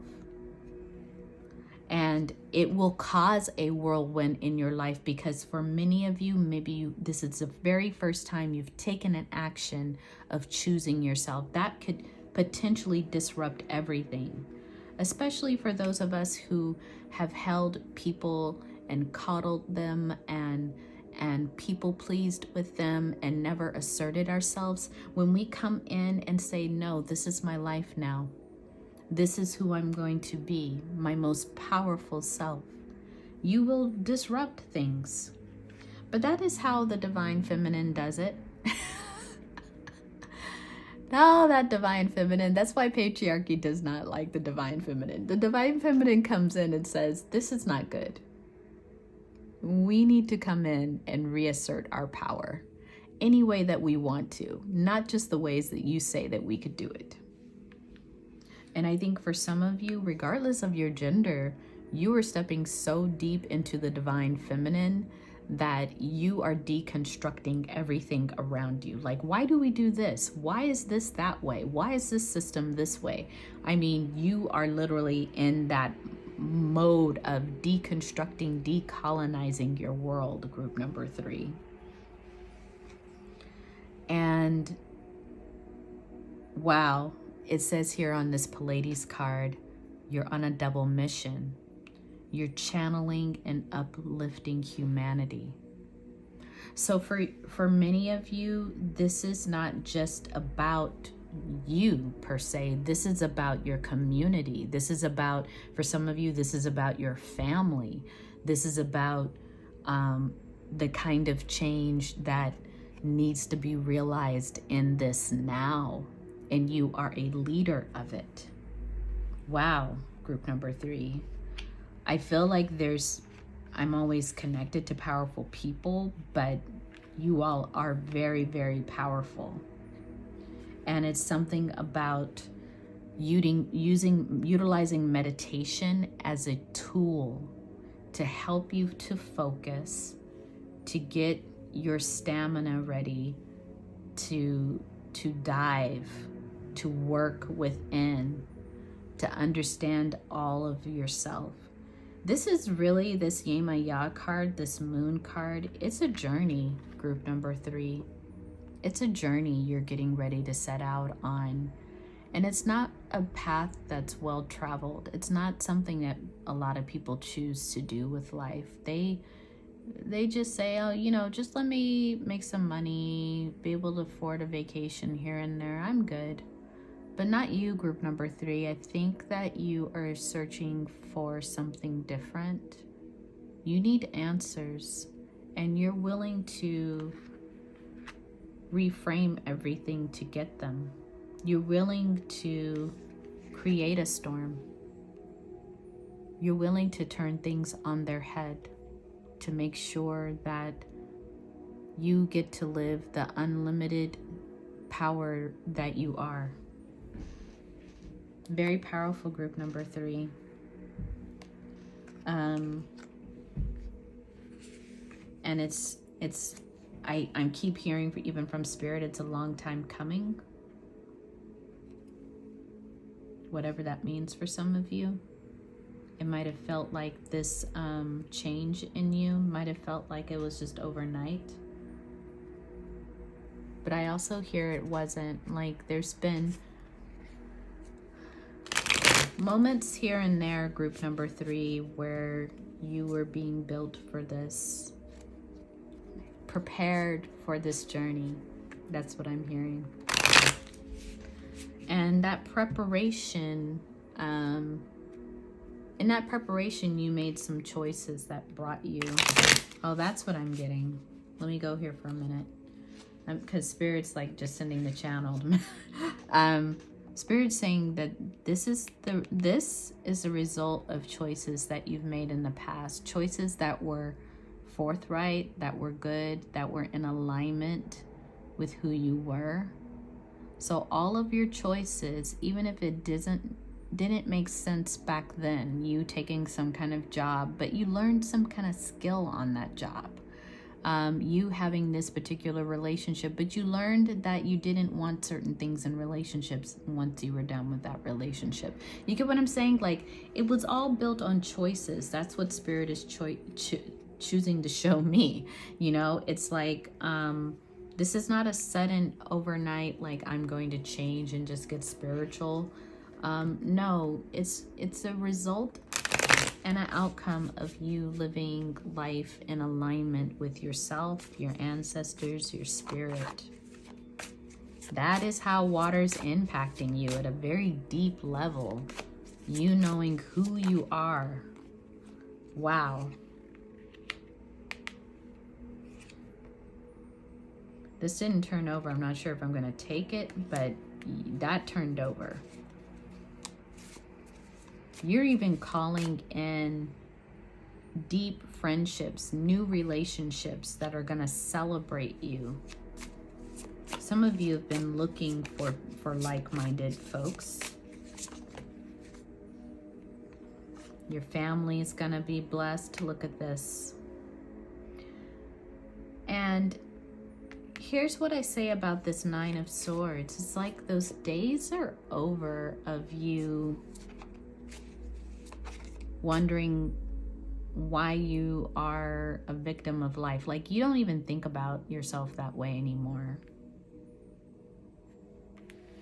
This new life is calling you. This is your old life.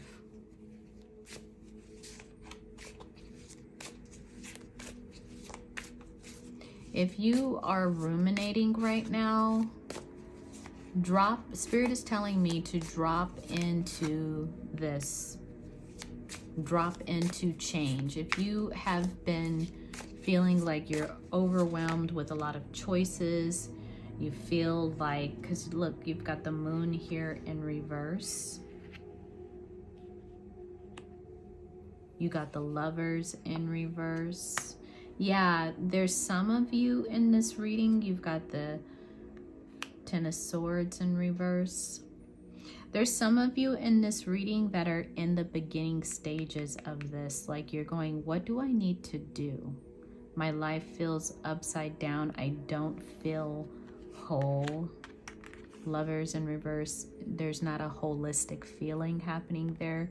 Your divine feminine and masculine are not coming together to feel, you don't feel whole within yourself or held by spirit.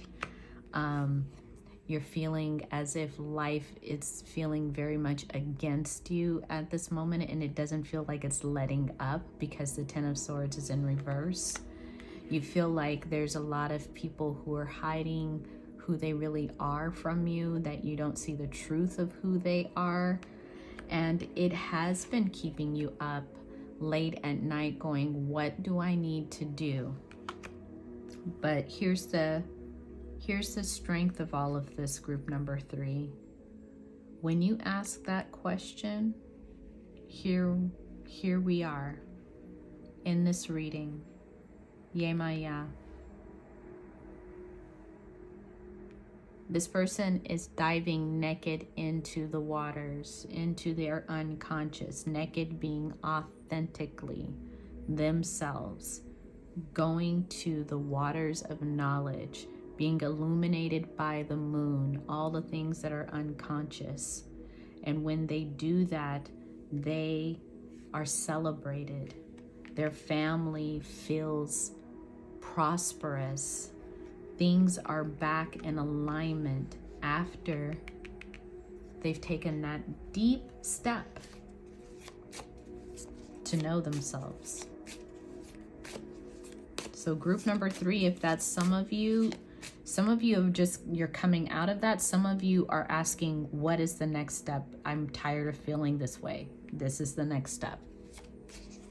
Your alignment with spirit, your knowledge of, like, you know, of not trying to look outward, not trying to look on the external for where you need to go, and back into the internal.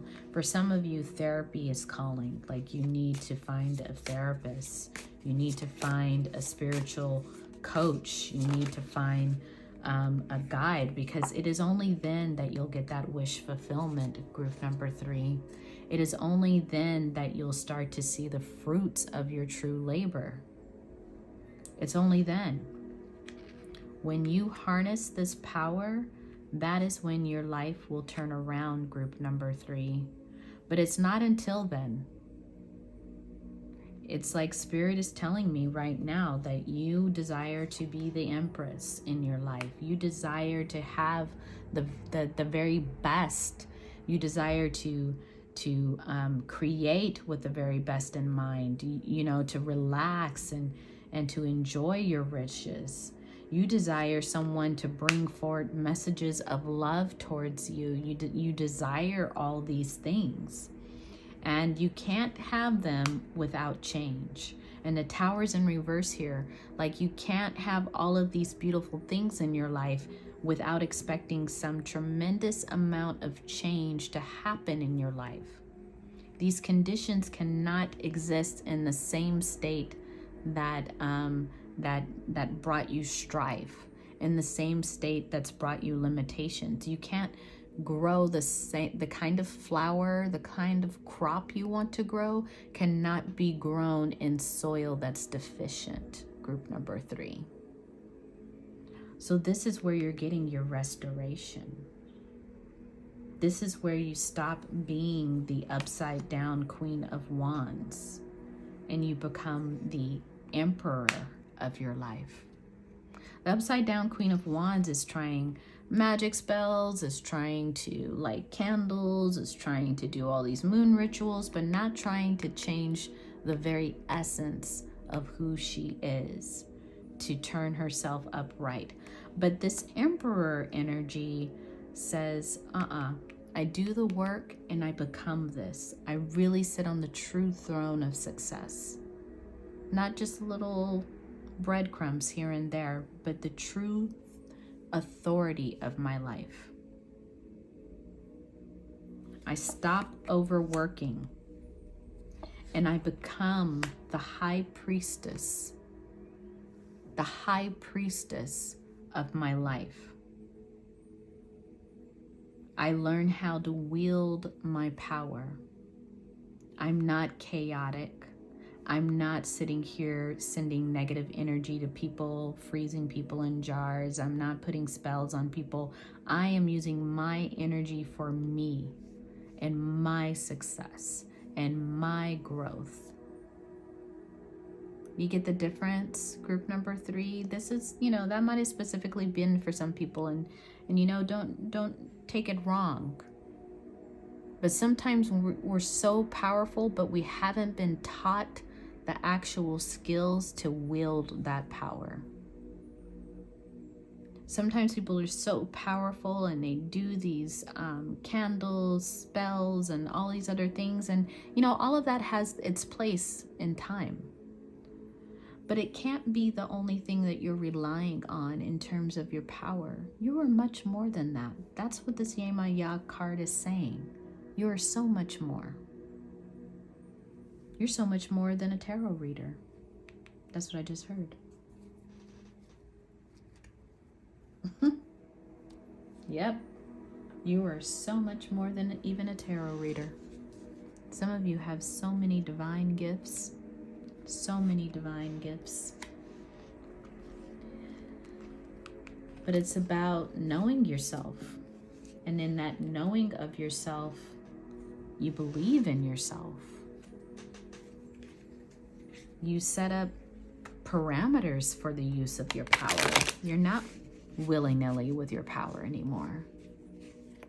You're very decisive with your power after that. You choose to shine out of the deepest dark work that you've done. You come into the sun. You understand the alchemy of life now. You cannot see the sun. You can't just jump to see the sun. A lot of people think, oh, I'm just going to jump into the sun energy without doing the work. Some people call it the shadow work. Without doing the work, you'll never see the sun. Some of this reading sounds harsh, but I gotta let you know. Until, Yemaya, your spirit guides, they are trying to be the teacher for you, group number 3. They're coming forward as your teacher. They might even be sending some of you a teacher from the past. Someone who can really help you move forward. Someone who knows you. Someone who's like, I get a sense, and this is very specific, someone who years ago told you, when you're ready, I'll teach you. And back then you weren't ready. So you didn't get the fruit of their teachings, but now this person you're circling back with this person, especially during Mercury in retrograde. You're circling back with this person and you're going to reconnect with them and tell them, I'm finally ready. I understand what you mean. Yemaya is calling me. My mother is calling me to do this work, this healing work I need to do so that I can be in my sun, so I can break free of all of these 8 of Swords moments, breaking free. Because, 8 of Swords, when you look at this card, it's like the person is so loosely tied up. The blindfold is not really super tight. They could break free at any moment. The knives are sharp enough around them to break free.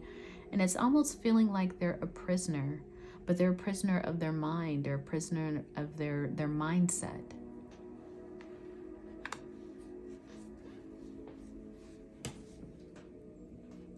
All of these cards just fell on the floor, the ones that I just showed you. Spirit is like, I need for you to say it loud for the people in the back. Say it loud for the people in the back. So, the bottom of the deck.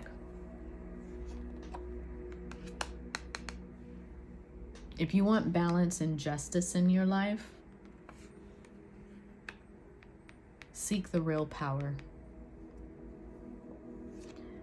This is not a moment to just kind of do things willy-nilly and think, oh, well, I'll just wing it. This is not that moment. You have the Fool in reverse. But it is the moment to become the King of Swords. To get very, very clear about your learning. Some of you are so powerful, you need to learn how to wield that power. And you need to learn from someone who's a master of wielding power. King of Machetes. For some of you, it is that King of Swords energy that you need to receive your teachings from. That person Yes, they're hard to learn from because they have rules, they expect respect. Yeah. But guess what? This is where you want to go. And it takes a lot of strength. It takes everything you've got to go down this road. For some of you, you've been in and out of therapy because you don't want to give it a chance. You find every excuse in the book. You're busy. You don't have any money. Guess what, hon? All of this is an investment. You cannot expect for people to take you on a Yemaya type of healing journey and receive no reciprocity for it. And reciprocity could be money, but reciprocity is a dedication of your time and commitment. Some of y'all haven't been ready up until now to work with this king of machetes, because this king of machetes is not playing. You don't waste their time. Spirit wanted me to say that, y'all. Sounds harsh. Know that that's not my voice, but it's coming through. Still at the bottom of the decks, this Eight of Cups. Yeah, whatever the past is the past. It's time for you to turn around and set out on the journey. Whatever you've given, some of you have worked jobs, you've raised children, you've given all you could give to some relationship. And you know what, in the Eight of Cups, when all those cups are standing upright but your back's turned to it, because you've done the due diligence, you've done all you can do in that situation. Now you're moving forward into your own growth.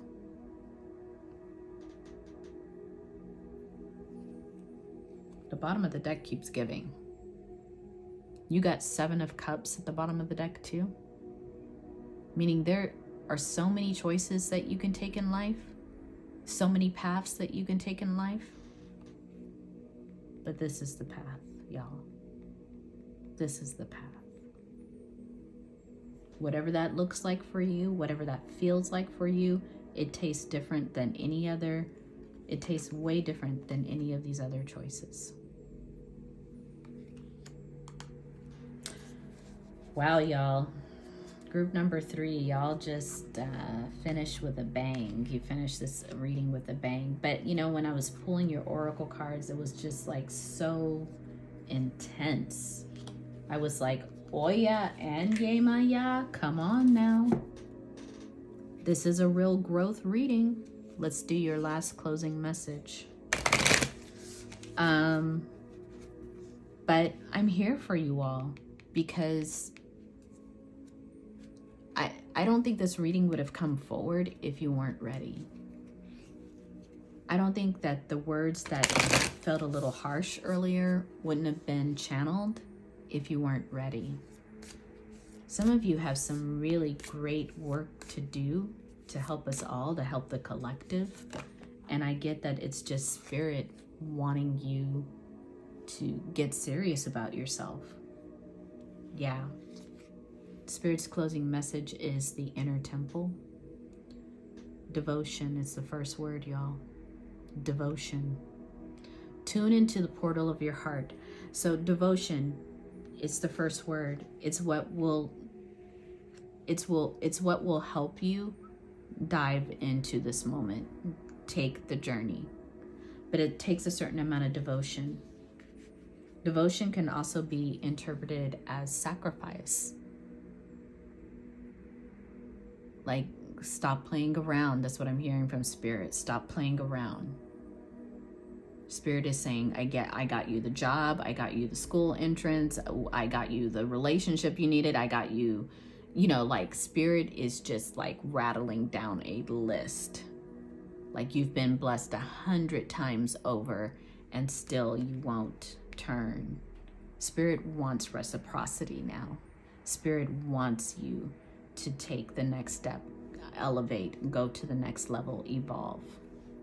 Group number 3. And some of you are doing that already, so I'm sorry if this sounds so harsh. But it's just like, you know, what the download is saying. It's like some of you, your ancestors are like, time is, and time is so irrelevant, our time versus theirs, but I just hear from them. It's like a now situation. It's a now situation. All right, group number 3. Y'all are powerful. Don't doubt yourself. I feel it all over this reading. And with that, I am going to end here. If you resonated with this reading, please comment below. Please like the video. Please subscribe. It's still a fairly new channel, so I'm working to get more subscribers and do more readings. But yeah, let me know what you think of this reading. I appreciate it. Take care.